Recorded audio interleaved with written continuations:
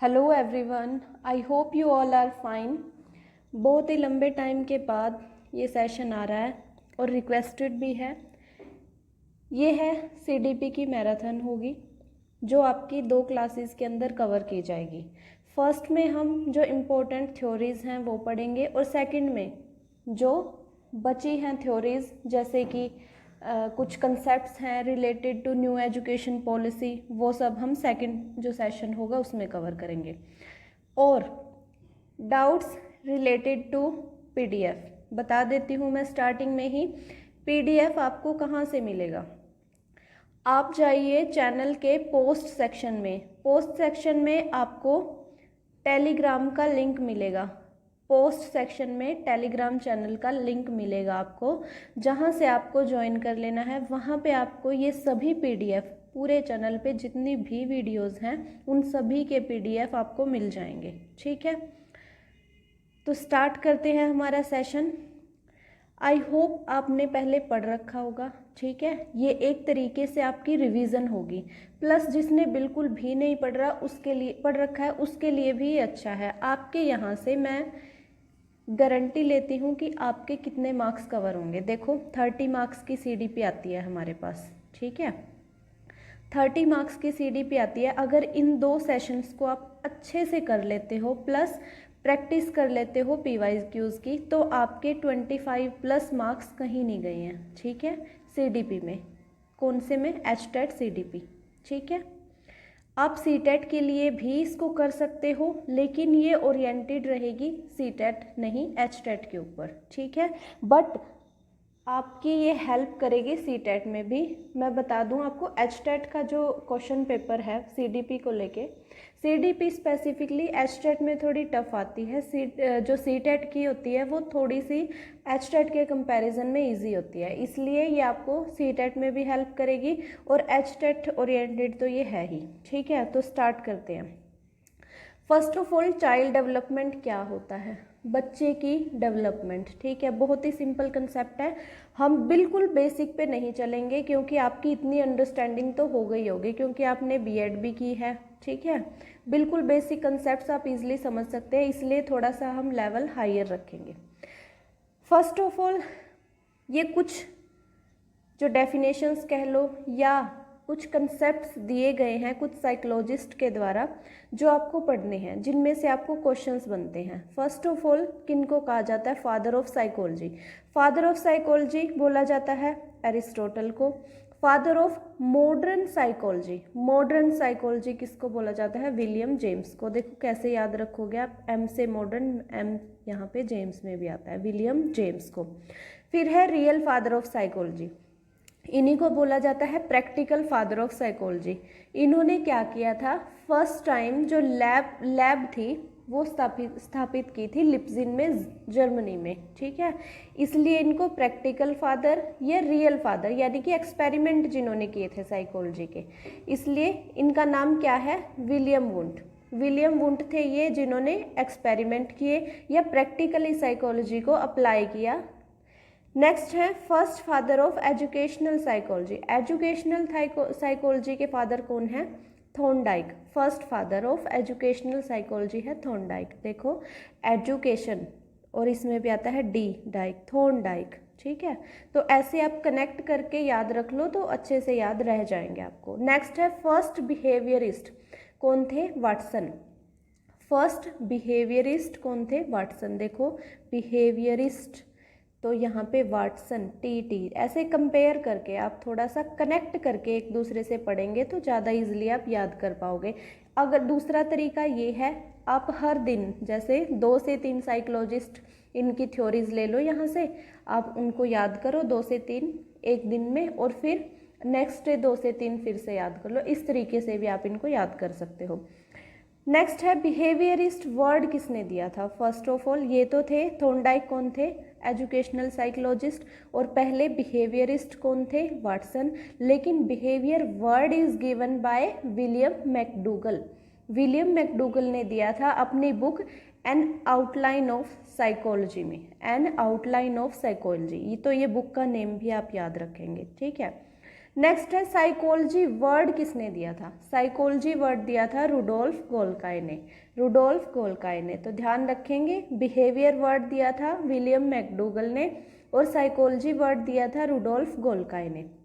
Next आता है साइकोलॉजिया। साइकोलॉजिया जो है वो कहाँ से आया है? देखो ये किसने दिया था? साइकोलॉजिया वर्ड जो है ये लैटिन वर्ड है जिससे हमारे बनी है साइकोलॉजी वर्ड। ठीक है, साइकोलॉजी वर्ड कहाँ से बना है? साइकोलॉजी से आया है, जो कि एक लैटिन वर्ड है जो बना है दो चीज़ों से, साइकी यानी कि मन, और लोगोस का मीनिंग होता है अध्ययन करना या पढ़ना। ठीक है, किसी चीज़ को पढ़ना, अध्ययन करना। तो साइकोलॉजिया जो वर्ड है ये किसने दिया था?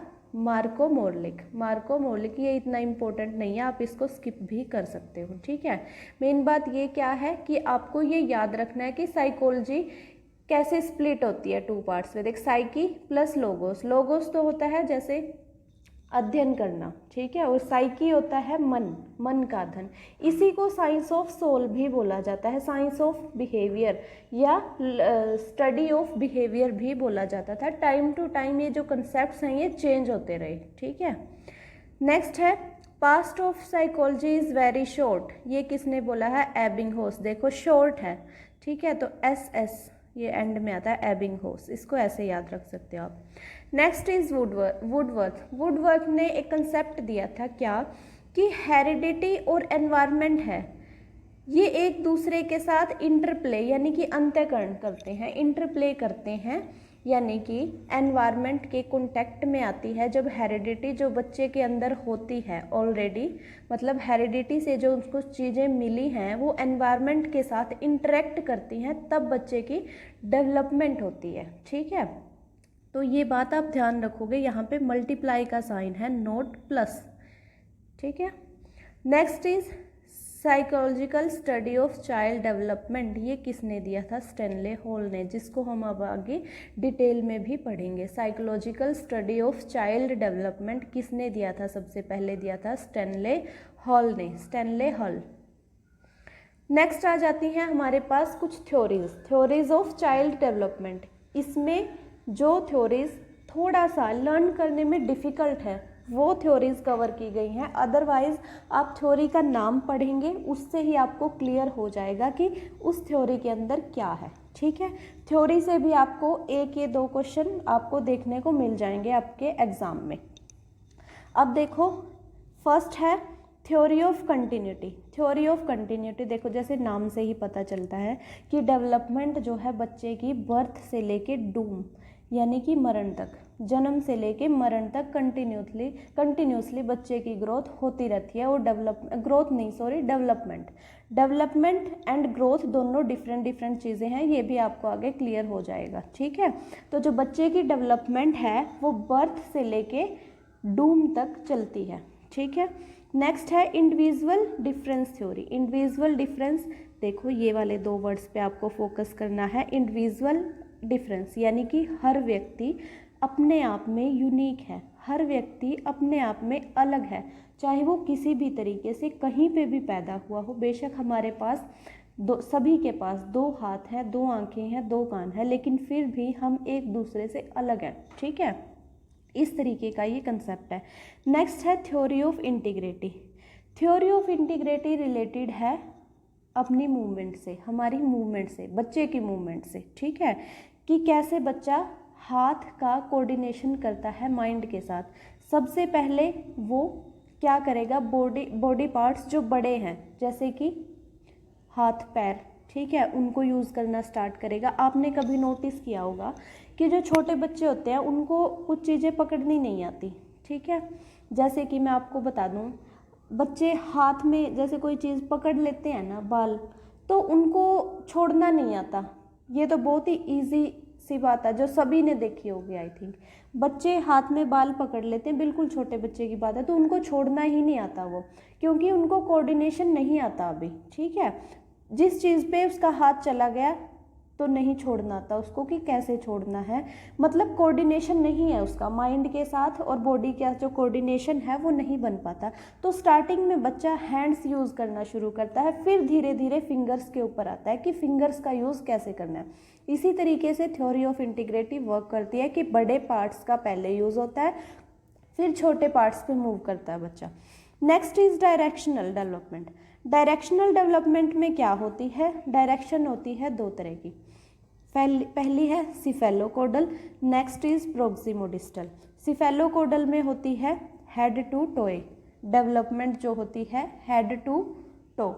टोए मतलब पैर का जो अंगूठा होता है हमारा, हेड टू टो, ठीक है, मतलब कि ऊपर से शुरू हुई नीचे तक। देखो ये कहाँ पे होती है, आप ध्यान करो तो कहाँ पे होती है, जब बच्चा पेट के अंदर होता है। सबसे पहले दिमाग बनेगा, बच्चे का दिमाग लगभग मतलब बड़ा हेड, ठीक है, सबसे पहले दिमाग बनेगा, उसके बाद जो छोटी मोटी डेवलपमेंट है शरीर की वो बनना शुरू हो जाती है, संरचना बाद में बनती है, ठीक है। सो जो डेवलपमेंट है वो क्या हुई, सिफेलोकोडल, यानी कि सिर से, सी से सिफेलो, और इसी को हम कर लेंगे सिर से पैर तक, ठीक है, सिर से पैर तक, हेड टू टो। नेक्स्ट आती है प्रोक्सिमोडिस्टल, यानी कि प्रोक्सिमल को आप लगा लोगे एक पॉइंट, ठीक है। पॉइंट क्या है, हमारी बॉडी का सेंटर पॉइंट क्या है, हमारी नेवल, यानी कि हमारी नाभि। तो जो डेवलपमेंट सेंटर से लेके पेरिफेरी पे होती है, यानी कि सेंटर से लेके पूरी बॉडी पे मूव करती है, ठीक है, सेंटर से शुरू हुई फिर पूरी बॉडी की डेवलपमेंट हो रही है धीरे धीरे, तो वो डेवलपमेंट कहलाती है प्रोक्सिमोडिस्टल डेवलपमेंट, ठीक है। अब नेक्स्ट आता है स्पाइरल डेवलपमेंट थ्योरी।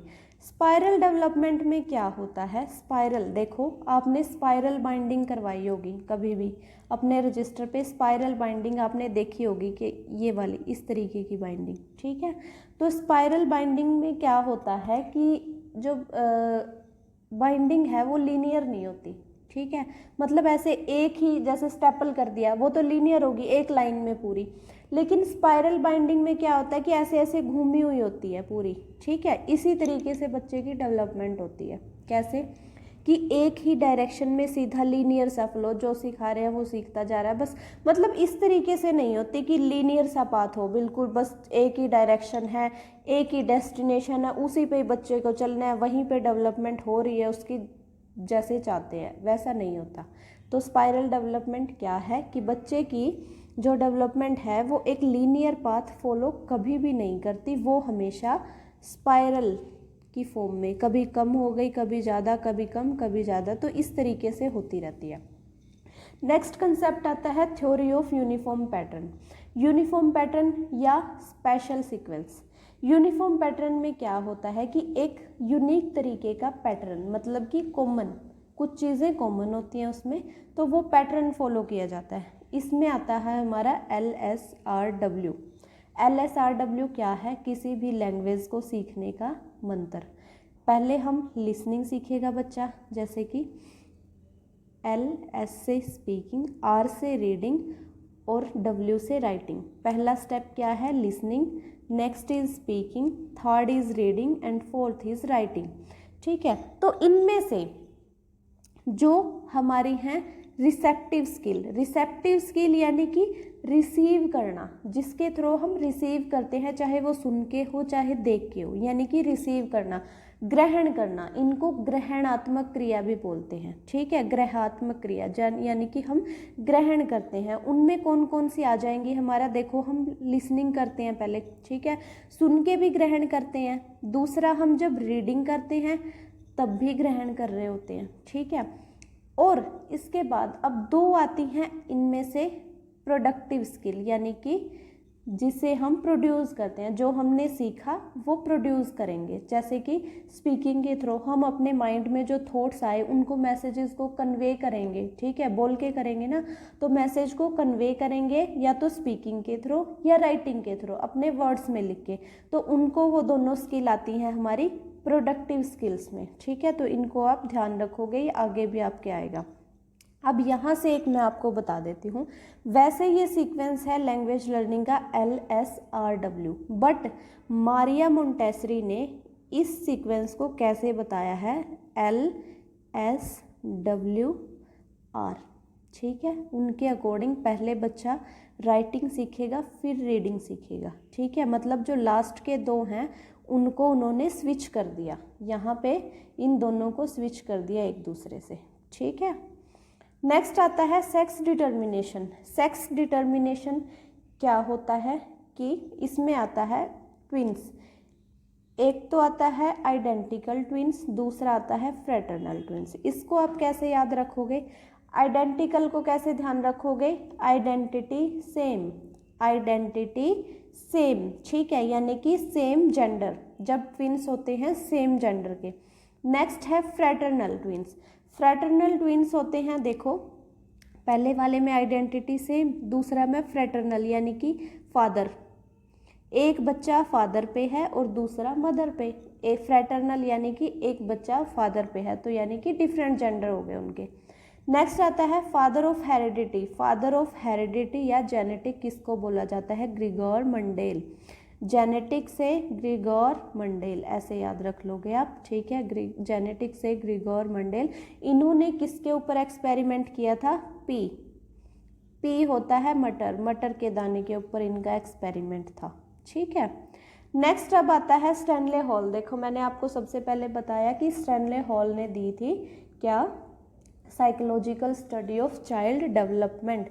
इनके अकॉर्डिंग जो ह्यूमन डेवलपमेंट है वो 4 तरीके की होती है और जो चाइल्ड डेवलपमेंट है वो 3 तरीके की होती है। चाइल्ड डेवलपमेंट को ही आज हम कवर करेंगे, जो कि है बाय स्टैनले हॉल। इनके अकॉर्डिंग 3 स्टेजेस हैं डेवलपमेंट की, चाइल्ड डेवलपमेंट की 3 स्टेजेस। फर्स्ट इज इन्फेंसी, जिसको हम शिशु अवस्था भी बोलते हैं I think. Next is childhood, third is adolescence. First infancy, second childhood, third is adolescence. इसमें आते हैं, इन्फेंसी में आते हैं 0 से 4 साल के बच्चे, चाइल्डहुड में आता है 4 से 12 साल की उम्र के बच्चे, ठीक है। एडोलसेंस में आते हैं 12 से 18। आप इनमें से एक तो एडोलसेंस याद रख लो कि उसका टाइम पीरियड क्या होता है, 12 से 18, ठीक है, जिसको हम टीन एज भी बोलते हैं, एज ऑफ प्यूबर्टी भी बोलते हैं, ठीक है।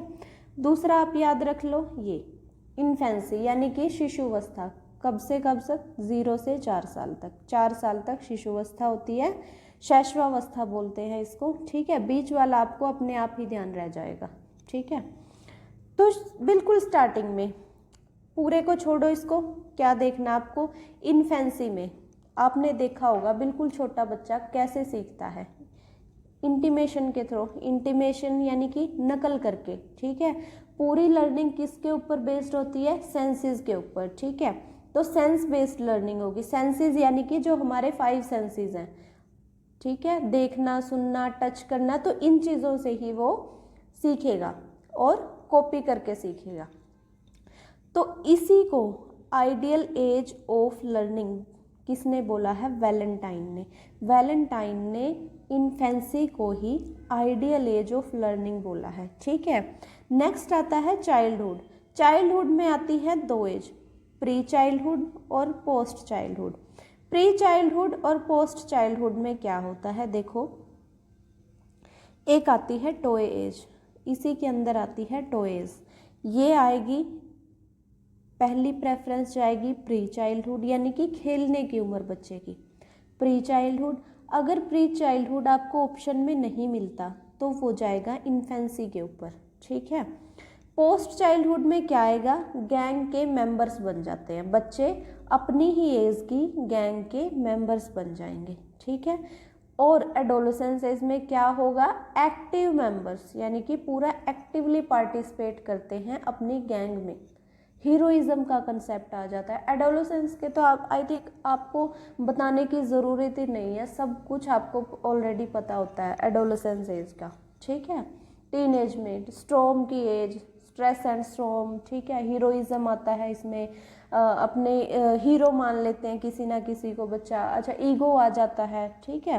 तो इस तरीके के कंसेप्ट्स आपको देखने को मिलेंगे। पेरेंट्स के साथ ज़्यादा अच्छी नहीं बन पाती, ठीक है, क्योंकि मेंटालिटी डिफरेंट होती है एक दूसरे की, तो इस तरीके से। अब आता है डेवलपमेंट। डेवलपमेंट किस एज में कितनी हो जाती है? इन्फेंसी में हो जाती है माइंड की डेवलपमेंट 90%, क्योंकि बिल्कुल ज़ीरो से स्टार्ट होता है, इसलिए 90% हो जाती है। ठीक है। चाइल्डहुड में आती है 95% और एडोलेसेंस में हो जाती है 100%। हेड का वेट होता है स्टार्टिंग में 260 ग्राम, फिर हो जाता है 1260 ग्राम और लास्ट में होता है 1350 ग्राम। ठीक है, देखो इसको ऐसे ध्यान रख लोगे। पहला होता है 260, उसी में एक ऐड कर दिया 1260, फिर 1350 ग्राम। और बोन्स कितनी होती है स्टार्टिंग में? इन्फेंसी में होती हैं 270, फिर हो जाती हैं 350 और एंड में बचती हैं जो पूरी उम्र चलती हैं वो कितनी हैं? 206 हड्डियाँ। अब आता है हेरिडिटी और एनवायरनमेंट में क्या डिफरेंस है। हेरिडिटी एंड एनवायरनमेंट कैसे इंटरेक्शन होता है इनका, ठीक है, और क्या है, क्या क्या इनमें लाज आते हैं। फर्स्ट ऑफ ऑल हेरिडिटी क्या होती है? हेरिडिटी होती है जो ट्रेट्स हमें अपने पूर्वजों से, पेरेंट्स से या पूर्वजों से मिले होते हैं। ठीक है, traits a child receive from his parents या एंसेस्टर से, जैसे कि फिजिकल ट्रेट्स हो गए, मेंटल ट्रेट्स हो गए या पर्सनैलिटी। ठीक है, ये सब ट्रेट्स आते हैं हेरिडिटी में। फादर ऑफ हेरिडिटी मैंने बता दिया, ग्रिगोर मंडेल पी के ऊपर जिन्होंने एक्सपेरिमेंट किया था। अब इसमें आते हैं 3 लॉ, 3 लॉज। फर्स्ट है लॉ ऑफ सेग्रीगेशन। सेग्रीगेशन क्या होता है? अलग होना। ठीक है, segregation, one trait disappear in one generation and reappear in next generation. देखो सेग्रीगेशन में क्या हो गया? सेग्रीगेट हो गया।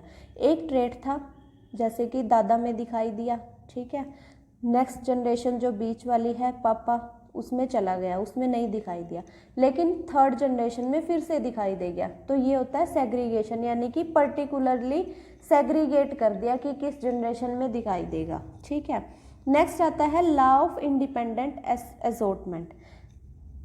लॉ ऑफ इंडिपेंडेंट असॉर्टमेंट, इसमें क्या होता है? Trait does not influence other.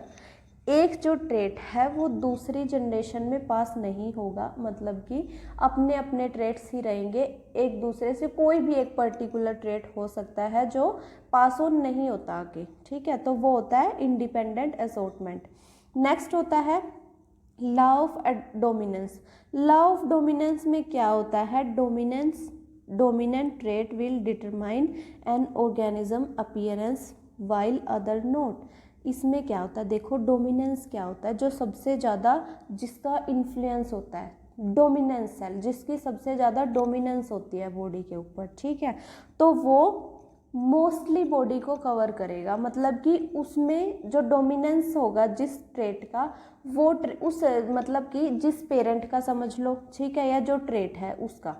ठीक है, तो वो जिसकी डोमिनेंस होगी फिजिकल अपीयरेंस में सबसे ज़्यादा दिखाई देगा, जैसे कि किसी भी अपीयरेंस का लगा सकते हो आप। ठीक है, या फिर किसी जनरेशन में जैसे बीमारियों का हो, ठीक है, 1 जनरेशन टू 2nd जनरेशन जो पास हुई बीमारियां, तो वो सबसे ज़्यादा दिखाई देंगे कि उस जनरेशन में भी ये बीमारी थी, अब नेक्स्ट जनरेशन में भी पास ऑन हो गया सेम सभी बीमारियां। ठीक है, तो ये मतलब पर्टिकुलरली है कि एक ही चीज़ के ऊपर जो है वो डोमिनेंस हो जाती है, जैसे कि या तो फिजिकल अपीयरेंस में आप लगा लो कि कोई बच्चे तो बिल्कुल अपने पेरेंट्स की कॉपी या फादर की कॉपी दिखाई देते हैं लड़के, और लड़कियां क्या पता जो पहला बच्चा हो जैसे फादर की कॉपी हो बिल्कुल, कई बार लड़की हो या लड़का, दोनों में से कोई भी एक जो पहला बच्चा होता है वो कॉपी हो जाता है बिल्कुल सेम। ठीक है, सेकंड भी हो जाता है कई बार, मतलब जो डोमिनेंस जिसकी होती है। ठीक है, कहने का मतलब है कि जो डोमिनेंस होती है, या वो फिजिकल अपीयरेंस भी हो सकती है, या फिर बीमारियां भी हो सकती है, या मेंटल यानी कि इंटेलिजेंस हमारी वो भी हो सकती है। ठीक है, नेक्स्ट है लॉ ऑफ रिजेम्बलेंस। ये कुछ लॉज दिए गए थे जिनसे लास्ट ईयर आपको क्वेश्चन आया है, इसलिए यहाँ पे डाल दिया। लॉ ऑफ रिजेम्बलेंस क्या होता है? रिजेम्बल क्या होता है कि हम थोड़ी थोड़ी अपीयरेंस जो होती है वो सेम है, मतलब झलक दिखना। रिजेम्बलेंस क्या होता है? झलक। ठीक है, लॉ ऑफ रिजेम्बलेंस क्या होता है? अपीयरेंस सेम आती है, जैसे कि बच्चे की शक्ल अपने पापा से मिलना या मम्मी से मिलना, यानी कि उनकी झलक आना उनके। लॉ ऑफ वेरिएशन क्या होता है? अलग अलग। वेरिएशन क्या होता है? डिफरेंट। ठीक है, वेरिएशन मतलब एक से अलग, तो क्या होगा इसमें? अलग अलग ट्रेड्स होंगे, डिफरेंट ट्रेड्स। नेक्स्ट है law of regression. Law of regression में क्या आएगा, टोटली अपोजिट, रिग्रेस यानी कि जो पीछे जो ट्रेट थी वो बिल्कुल अपोजिट है, अगली जो ट्रेट्स हैं पीछे वाली ट्रेट के बिल्कुल अपोजिट हैं, ठीक है।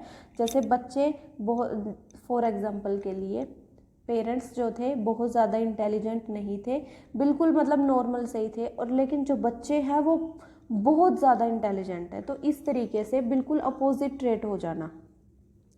नेक्स्ट आता है हमारे पास ग्रोथ एंड डेवलपमेंट का कंसेप्ट।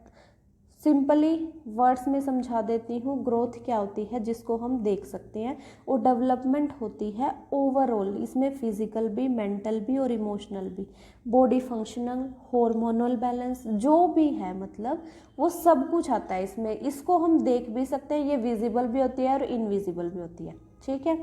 इसमें एक एग्जाम्पल देखो, ग्रोथ का एग्जाम्पल देखो, साइज, हाइट, वेट, ठीक है, आंखों से हम देख सकते हैं तीनों चीज़ों को। लेकिन डेवलपमेंट क्या है, ये मेंटल भी होती है, ठीक है। तो मेंटल डेवलपमेंट को हम देख नहीं सकते, वो हमें असेस करनी पड़ती है, ठीक है। तो ये इनमें डिफरेंस है। आपको और डिटेल में पढ़ना है तो आप पढ़ सकते हो, नोट्स में से ये आपको मिल जाएंगे। क्वांटिटेटिव यानी कि देखो वेट जो है हमारा क्वांटिटेटिव है ना, हम उसको काउंट कर सकते हैं कितने केजी है, और ये डेवलपमेंट होती है हमारी क्वालिटेटिव। अब देखो एक डेवलपमेंट के लिए कुछ जो मैंने आपको बताया था, देखो वुडवर्ड ने दिया था, ये नहीं था सॉरी, वो मल्टीप्लाई था। हेरिडिटी प्लस एनवायरनमेंट क्या होती है, डेवलपमेंट, ठीक है। या हेरिडिटी इनटू लगा लो आप, हेरिडिटी इनटू डेवलपमेंट यानी कि इंटरप्ले करते हैं तब बच्चे की डेवलपमेंट होती है। दूसरा क्या होता है, डेवलपमेंट जो होती है वो प्रिडिक्टेबल होती है। प्रिडिक्ट यानी कि हम उसका अनुमान जो है पहले से ही लगा सकते हैं, ठीक है। नेक्स्ट है direction of development can be changeable, यानी कि जो बच्चे की डायरेक्शन है डेवलपमेंट की उसको हम चेंज कर सकते हैं, कैसे, अच्छी दिशा दिखा के उसको, ठीक है, अच्छी दिशा दिखा के अच्छा उसका मार्गदर्शन करके हम जो डेवलपमेंट है उसकी डायरेक्शन को हम चेंज कर सकते हैं। नेक्स्ट आता है हमारा जीन पियाजे, मोस्ट इम्पोर्टेंट साइकोलॉजिस्ट मैं कहूँगी इनको। इनके जो भी देखो कंसेप्ट, फर्स्ट आता है इनका कोग्निटिव डेवलपमेंट, दूसरा है मोरल डेवलपमेंट, और एक आते हैं स्कीमाज वगैरह, ठीक है। तो ये तीनों चीज़ें आपको इसी सेशन में मिल जाएंगी एक के बाद एक, ठीक है। कहीं भी और किसी जगह पे जाने की ज़रूरत नहीं है, तीनों यहीं पे आपकी कवर हो जाएंगी। और जीन पियाजे से आपके मेरे अकॉर्डिंग लगभग कितने क्वेश्चन आते हैं, 4, ठीक है। लगभग 4 क्वेश्चंस तो आपके आएंगे ही आएंगे, 3 से 4 क्वेश्चन जीन पियाजे से कहीं भी नहीं जाते सीडीपी में, ठीक है। तो आप इसको बहुत अच्छे से कवर करेंगे। जीन पियाजे ने दी थी हमारी कोग्निटिव डेवलपमेंट। कोग्निटिव डेवलपमेंट उनके अकॉर्डिंग क्या होता है, सेल्फ लर्निंग प्लस एनवायरनमेंट, ठीक है। कोग्निटिव डेवलपमेंट क्या होता है, कोग्निटिव पहली बात तो मैं बता दूं, कोग्निटिव यानी कि माइंड से रिलेटेड, ठीक है। तो इसमें आती है पहले खुद की लर्निंग प्लस एनवायरनमेंट से जो बच्चा सीखता है वो। इनके अकॉर्डिंग पहली स्टेज थी सेंसरी मोटर स्टेज, जिसको हम इन्फेंसी में काउंट करते हैं, ठीक है। नेक्स्ट आती है प्री ऑपरेशनल, जिसको कंसेप्चुअल स्टेज भी बोलते हैं। नेक्स्ट आती है कंक्रीट ऑपरेशनल, और उससे अगली आती है फॉर्मल ऑपरेशनल स्टेज, या जिसको एब्स्ट्रैक्ट ऑपरेशनल भी बोलते हैं। देखो कैसे याद रखोगे, सबसे पहले आती है sensory motor stage. Sensory motor stage में 0 to 2 ईयर्स, पहले स्टैनले हॉल ने दी थी, उसमें क्या थी 0 to 4, किसकी थी, इन्फेंसी की, ठीक है। इसमें है sensory motor 0 to 2, birth to 2 years. Sensory motor यानी कि सेंसेस, सिंपल सी बात है, सेंसेस, ठीक है। सेंस बेस्ड लर्निंग होती है, यानी कि हमारे जो 5 सेंसेस हैं उनके थ्रू लर्निंग होती है। मैंने आपको पहले भी बताया, इसमें क्या होगा, इंटीमेशन बच्चा नकल करके सीखेगा, सेंसेस से लर्निंग होगी, 5 जो हमारे ऑर्गन्स हैं, 5 सेंसेस हैं, उनके थ्रू लर्निंग होगी। मीनिंगलेस एक्टिविटी, छोटे बच्चे की एक्टिविटी मीनिंगलेस ही होती है, उनका कोई मीनिंग नहीं होता उसको, क्योंकि खुद को ही नहीं पता होता कि वो क्या कहना चाह रहा है, क्या वो करना चाह रहा है, ठीक है बच्चा, इसलिए उसकी एक्टिविटीज़ क्या होती है, मीनिंगलेस और सेंसलेस बातें होती हैं। Start speaking not language learning, बोलना बच्चा शुरू कर देता है 2 साल में, लेकिन लैंग्वेज का कंसेप्ट अभी भी उसके माइंड में क्लियर नहीं होता, यानी कि लैंग्वेज लर्निंग उसने शुरू नहीं की होती। बस जो बच्चा सीखता है दूसरों से वही वो बोलता है। नेक्स्ट होता है जर्नल स्कीमा डेवलप हो जाता है, मतलब कि चीज़ों को देख के ऑब्जेक्ट्स जो उसके आसपास दिखाई देते हैं उनके प्रति जो उसके माइंड में थोड़ा बहुत कंसेप्ट बनना स्टार्ट हो जाते हैं। एक आता है आपका ऑब्जेक्टिव परमानेंस। ऑब्जेक्ट परमानेंस क्या होता है? ऑब्जेक्ट परमानेंस आ जाती है 2 साल के एंड तक, यानी कि जो ऑब्जेक्ट हैं, कोई भी ऑब्जेक्ट जिनसे उस फॉर एग्जांपल उनके टॉयज़ हैं, ठीक है, हम उनकी आंखों के आगे से गायब कर दें और हम कहें कि वो है नहीं है, अब गायब हो गया, आपका जो टॉय है वो नहीं है, ठीक है, लेकिन फिर भी उनको पता है कि अभी के लिए नहीं है, लेकिन वो कहीं पे गया नहीं है, यहीं पे है, ठीक है। फॉर एग्जांपल हम उसको पीछे छुपा लेते हैं, बिल्कुल छोटा बच्चा होता है तो उसको आप उनका टॉय पीछे छुपा लोगे तो उनको नहीं पता लगेगा, ठीक है, लेकिन 2 इयर्स के एंड तक उनको पता लगना स्टार्ट हो जाता है कि उनका टॉय जो है छुपाया गया, कहीं नहीं गया, यहीं पे है, ठीक है। तो ये है ऑब्जेक्ट परमानेंसी जो बच्चे में 2 साल के एंड तक आ जाती है। नेक्स्ट आता है pre operational stage. Pre operational stage या कंसेप्चुअल स्टेज, जिसमें कंसेप्ट बनना स्टार्ट होते हैं। इसमें एज आती है 2 to 7 ईयर्स। इसको आप कैसे याद करोगे, मैंने आपको पहले भी करवाया आई थिंक। प्री ऑपरेशन, देखो ऑपरेशन होने से पहले जो माइंड में आता है, ठीक है, वो सब आपको इससे ध्यान रख लोगे। ऑब्जेक्ट परमानेंसी, देखो हमारे माइंड में क्या कंसेप्ट बनता है कि जिन चीज़ों से हमारा जो भी इक्विपमेंट्स यूज़ किए जाएंगे हमारा ऑपरेशन करने के लिए, वो सब ऑब्जेक्ट्स जो हैं वो परमानेंट है। बेशक हमें दिखाई नहीं दिए वो, ठीक है, क्योंकि वो डॉक्टर के पास है, किसी को जिसको लाने थे वो लेके डॉक्टर को दे देगा, हमें दिखाए भी नहीं जाते, ठीक है, लेकिन हमें फिर भी पता होता है कि जो ऑब्जेक्ट्स हैं वो परमानेंट हैं। हमें पता है कि ब्लेड यूज़ होना है तो होना है, ठीक है। नेक्स्ट है, फिर हमारे अंदर आती है क्यूरियोसिटी। क्यूरियोसिटी कैसे, हम डॉक्टर से पूछते हैं कि ज़्यादा तो नहीं कटेगा, ज़्यादा पेन तो नहीं होगा, तो डर के कारण जो क्यूरियोसिटी आती है आप उससे याद रख सकते हो कि हम क्वेश्चंस पूछते हैं, ठीक है। डॉक्टर से क्वेश्चन पूछेंगे, क्यूरियोसिटी आएगी, और बच्चे भी क्या करते हैं, क्वेश्चन पूछते हैं, क्यूरियोसिटी उनके माइंड में आती है, वो ज़्यादा क्वेश्चंस पूछते हैं, किसी चीज़ को जानने की बहुत ज़्यादा इच्छा होती है। नेक्स्ट आ जाता है स्टार्ट थॉट्स डेवलपिंग।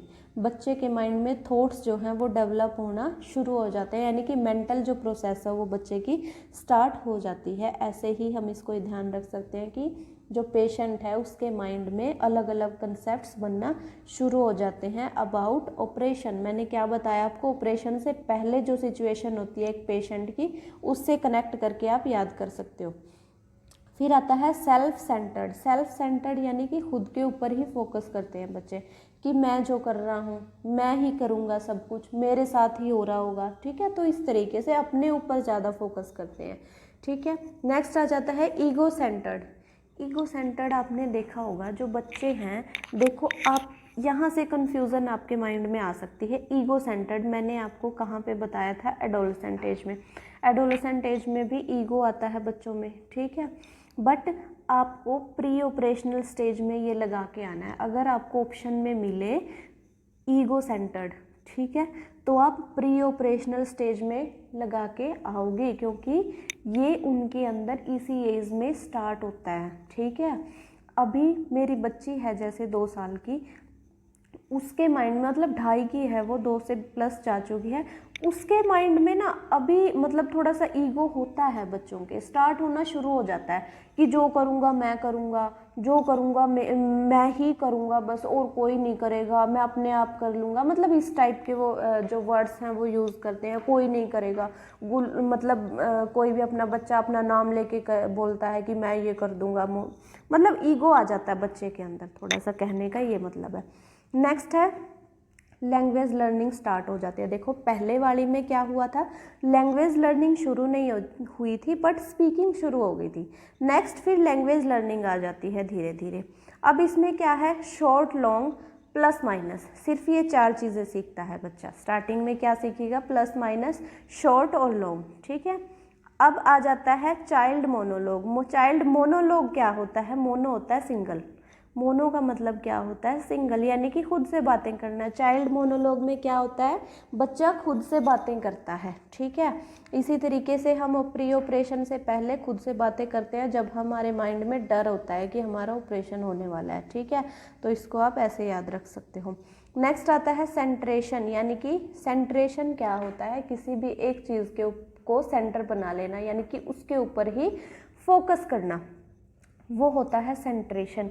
इसको टनल थ्योरी भी बोलते हैं। मैं आपको बता दूं, अभी क्या पता ये मतलब जो हमारा होने वाला एग्ज़ाम है उसमें आपको ये मिल जाए वर्ड देखने को, सेंट्रेशन ना दिया हो, कुछ और दिया हो, उसकी जगह पे टनल दिया हो, ठीक है। टनल साइकोलॉजी या टनल थ्योरी भी बोलते हैं इसको, यानी कि एक ही चीज़ के ऊपर फोकस, एक ही चीज़ के ऊपर फोकस किया जाता है। नेक्स्ट है हमारा lack of conservation. Lack of conservation क्या होता है कि कंजर्व करना, चीज़ों को प्रिजर्व करना, कंजर्व करना, तो वो बच्चों में नहीं होता, ठीक है। तो वो शेयर करते हैं, खेलना पसंद करते हैं, लेकिन अपनी कुछ बच्चे होते हैं, देखो ऐसा होता है कि बच्चों को अपनी चीज़ें रखना बहुत अच्छा लगता है, लेकिन कुछ ऐसे होते हैं कि शेयर करना चाहते हैं, तो लैक ऑफ कंजर्वेशन आएगा इसमें कि वो कंजर्व करने का उनको नहीं पता। नेक्स्ट है हमारा इरिवर्सिबिलिटी। इरिवर्सिबिलिटी और रिवर्सिबिलिटी, ये दोनों कंसेप्ट मैं आपको यहीं पे समझाऊंगी। इरिवर्सिबिलिटी थोड़ा सा देख लो, क्या होता है कि चीज़ें रिवर्स नहीं होती, ठीक है, उनके अकॉर्डिंग जो चीज़ें हैं वो रिवर्स नहीं होती। यहाँ पे देख लो आप, रिवर्स का मीनिंग क्या होता है, जैसे कि बच्चे को दिया पानी, हमने उसकी जमा दी बर्फ़, लेकिन हमें पता है कि ये बर्फ़ मेल्ट होके फिर से पानी बन जाएगी, लेकिन बच्चे को ये नहीं पता, ठीक है। इरिवर्सिबिलिटी यही होती है कि बच्चे को नहीं पता कि कैसे लिक्विड्स जो हैं या कोई भी चीज़ अपनी फॉर्म चेंज कर लेती है, लेकिन वो फिर से वही बन भी सकती है, ठीक है। तो इरिवर्सिबिलिटी ये होती है।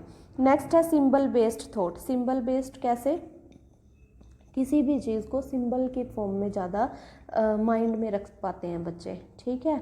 जैसे कि सर्कल, गोल, उनको सिखाओ कि जैसे राउंड राउंड घूमो, तो वो अच्छे से याद कर लेंगे कि सर्कुलर राउंड राउंड घूमो। तो इस तरीके से सिंबल बेस्ड थॉट होते हैं। नेक्स्ट होता है प्री गैंग एज, मतलब गैंग बनाने से पहले, गैंग बनाने से पहले की जो एज होती है, बच्चे आपस में खेलते हैं, गैंग नहीं बनाते, सभी के साथ खेलते हैं। मतलब कहने का मतलब यह है, गैंग नहीं बनाते, सभी के साथ उनको खेलना पसंद होता है, जो आसपास बच्चे होते हैं उनके साथ किसी के साथ भी खेल लेते हैं। नेक्स्ट अब आता है हमारा कंक्रीट ऑपरेशनल स्टेज। कंक्रीट क्या होता है, जिसको हम देख सकते हैं, मूर्त चीज़ें, ठीक है, मूर्त चीज़ें। इसमें आती है 7 से 11 साल की उम्र। इसमें क्या होता है, स्टार्ट स्पेकुलेशन। स्पेकुलेशन क्या होता है, चिंतन करना शुरू कर देते हैं बच्चे, चिंतन करना शुरू कर देते हैं, जैसे कि गैस करना शुरू कर देते हैं, हम अनुमान लगाते हैं किसी चीज़ का कि ऐसे नहीं ऐसे होगा, ठीक है, होगा, कि किसी चीज़ का अनुमान लगाना, तो अनुमान लगाना बच्चा शुरू कर देता है। नेक्स्ट आता है डिसेंट्रेशन। पहली में क्या आया था, सेल्फ सेंटर्ड या सेंट्रेशन, या सेंट्रेशन यहाँ पे आया था, देखो, ठीक है। सेंट्रेशन क्या था, खुद के ऊपर फोकस, लेकिन कंक्रीट ऑपरेशन नेक्स्ट स्टेज में क्या आ जाता है, डिसेंट्रेशन, यानी कि फोकस जो है वो डिवाइड हो गया अब बच्चे का। पहले एक ही चीज़ पे फोकस था, अब जो फोकस है डिवाइड हो गया, यानी कि उसको बहुत सी चीज़ें अब अट्रैक्ट करती हैं।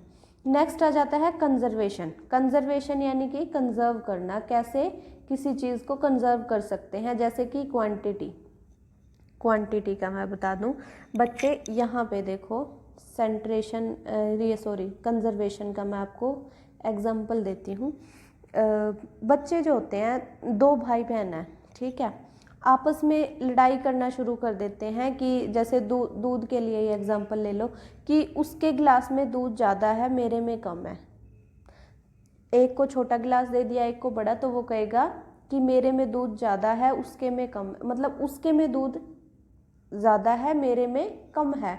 लेकिन ये बात उसको नहीं पता कि गिलास छोटा है तो दूध ज़्यादा दिखाई दे रहा है, और गिलास बड़ा है तो दूध कम दिखाई दे रहा है, ठीक है। ये हो गया लैक ऑफ कंजर्वेशन। लेकिन कंजर्वेशन में क्या होगा, अब बच्चे को पता चल जाएगा कि मेरा गिलास छोटा है इसलिए दूध ज़्यादा दिखाई दे रहा है, और उसका गिलास बड़ा है इसलिए दूध कम दिखाई दे रहा है। तो लेकिन जो क्वांटिटी है वो दूध की सेम है। ठीक है, तो ये बात बच्चे के माइंड में क्लियर हो जाता है, इसी को बोलते हैं कंजर्वेशन। नेक्स्ट आता है क्लासिफिकेशन। क्लासिफिकेशन होता है डिवाइड करना अकॉर्डिंग टू क्वालिटी। क्वालिटी किसी भी चीज़ की, जैसे कि उसके टॉयज़ हैं, एग्जाम्पल के लिए ले लेते हैं, टॉयज़ हैं बच्चे के, तो इस टॉयज़ से बच्चे को क्या करना है या किसी भी चीज़ का कैसे यूज़ करना है। ठीक है, तो बच्चे को डिवाइड करना आ जाता है एक तरीके से कि ये उसके बाहर के ये जो दूसरे टॉयज़ हैं, जैसे इंडोर आउटडोर में डिवाइड करना, ऐसे कर सकते हो आप। ठीक है, कि किन टॉयज़ के साथ वो बाहर खेलने जा सकता है और किन को वो घर के अंदर यूज़ करता है खेलने के लिए। ठीक है, तो क्लासिफिकेशन आप ऐसे समझ सकते हो। नेक्स्ट आता है रिवर्सिबिलिटी। रिवर्सिबिलिटी मैंने आपको समझा दिया, पानी का एग्जांपल दिया था। नेक्स्ट आ जाता है पार्शियल नॉलेज। पार्शियल नॉलेज होता है पार्ट की नॉलेज। पार्ट जैसे कि ये देखो, ये मैंने सर्कल बनाया है, इसके अंदर जो हाफ शेडेड पार्ट है, जैसे उस बच्चे को इस एज में ये पता लग जाता है कि जो ये पार्ट है शेडेड पार्ट, ये भी सर्कल का ही पार्ट है, ना कि उससे अलग है। ठीक है, तो पार्ट्स की नॉलेज उसको हो जाती है। नेक्स्ट उसको सीक्वेंस में लगाना आ जाता है, 1 2 3 4 या इंक्रीजिंग या डिक्रीजिंग ऑर्डर। ठीक है, तो ये सीक्वेंस में उसको लगाना आ जाता है। Next mathematical terms. पहले वाली में क्या था, बिल्कुल बेसिक कंसेप्ट, जैसे कि लॉन्ग शॉर्ट प्लस माइनस सीखे थे। अब क्या होगा, मल्टीप्लाई एंड डिवाइड सीख गया। अब इसमें आ जाता है एक inductive reasoning. Inductive reasoning IPG।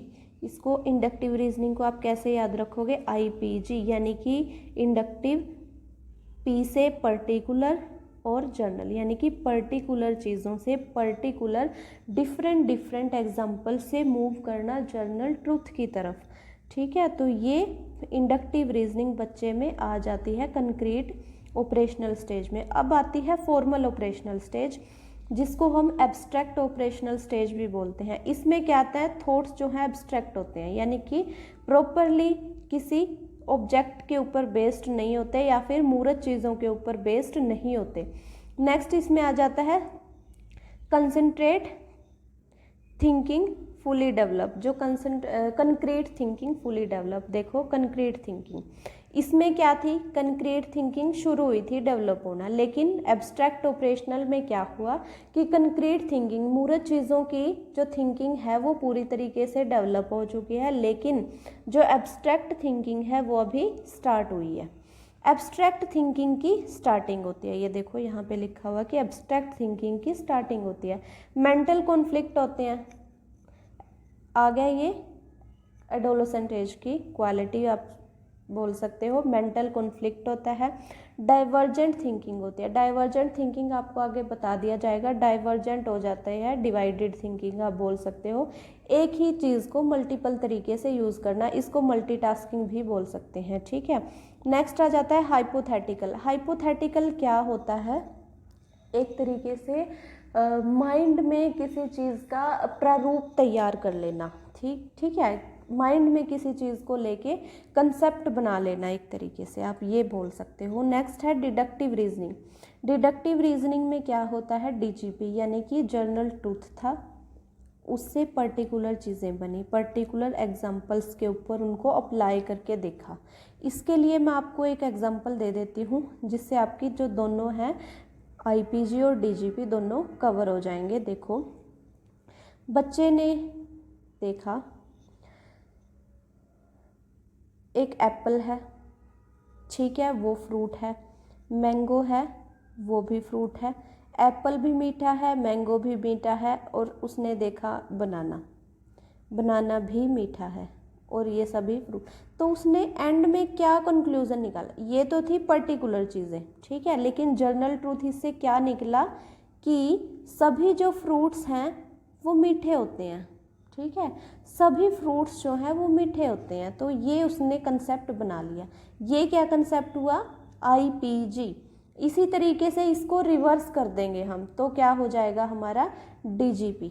ठीक है, यानी कि डिडक्टिव रीजनिंग वाला। नेक्स्ट आता है age of stress and storm. Age of stress and storm किसने बोला है, स्टैनले हॉल ने। एज ऑफ एडोलेसेंट को ही बोलते हैं, ये स्ट्रेस की एज। ठीक है, नेक्स्ट आ जाता है हमारा मोरल डेवलपमेंट बाय जीन प्याजे। यहाँ से भी अब कुछ ही सालों से क्वेश्चंस आने लगे हैं, पहले नहीं आते थे। ठीक है, तो मोरल डेवलपमेंट बाय जीन पियाजे, इसमें सबसे पहले क्या आता है, एनोमी, यानी कि 0 to 5 ईयर्स।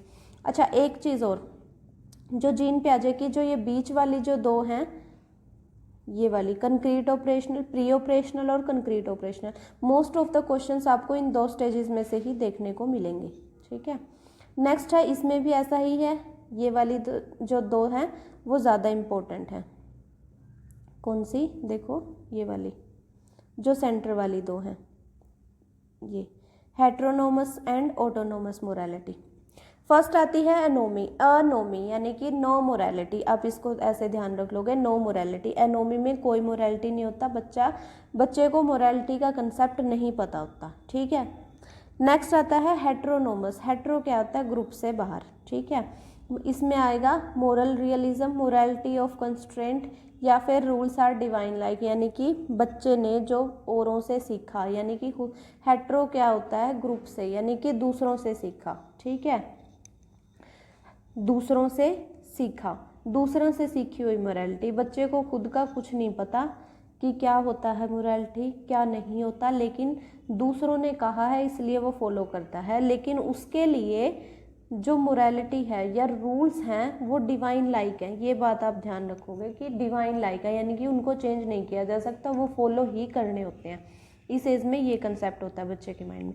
फिर होता है ऑटोनोमस मोरालिटी। ऑटोनोमस मोरालिटी या इसको बोलते हैं हेट्रोनोमी, यानी कि हेट्रोनोमस का रेसिप्रोकल हो गया, यानी कि चेंज हो गया, अपोजिट हो गया। तो इसमें क्या होता है, मोरल रिलेटिविज्म, इंटरनल मोरालिटी होती है। रूल्स आर चेंजेबल, बच्चे को यहाँ पे पता लग जाता है कि जो रूल्स हैं वो चेंज हो सकते हैं। आप इन दोनों वर्ड्स को जैसे ये याद रखोगे, मोरालिटी ऑफ कंस्ट्रेंट हेट्रोनोमस मोरालिटी में आता है, और मोरल रिलेटिविज्म यानी कि बच्चा अपने आप से रिलेट कर सकता है उनको, तो वो आता है ऑटोनोमस मोरालिटी में। Rules can be changeable. Next आता है ऑटोनोमी एडोलेसेंस। ऑटोनोमी एडोलेसेंस में क्या होता है, मोरालिटी जो है इंटरनल होती है, मोरालिटी होती है इंटरनल विद इक्विटी, यानी कि रूल्स को चेंज किया जा सकता है बट पर्पज़ सही होना चाहिए। ठीक है, पर्पज़ सही होना चाहिए तो रूल्स को चेंज किया जा सकता है। ऑटोनोमी एडोलेसेंस में होता है ये क्या कि रूल्स को चेंज किया जा सकता है, लेकिन उसका पर्पस जो है वो सही होना चाहिए। चेंज करने के लिए स्पेसिफिक पर्पस या मोरल पर्पस होना चाहिए। ठीक है, आपको एक वर्ड में बताऊं, इक्विटी का मीनिंग आपको पता है क्या होता है? इक्विटी, इक्वालिटी एंड इक्विटी में क्या डिफरेंस है? देखो, इक्वालिटी क्या होता है, आपने एक इमेज देखी होगी, आई नो आपने देखी ही होगी। ठीक है, जैसे कि एक दीवार है, यहाँ पे 3 लोग हैं, एक ये और एक ये, इसकी हाइट है लंबी। ठीक है, मैंने इन तीनों को बोल दिया, एग्जाम्पल है, मैंने इन तीनों को बोल दिया कि आपको उस दीवार की तरफ से देख के, दीवार के उस तरफ एक बोर्ड लगा हुआ है, उस पे से एक थॉट पढ़ना है।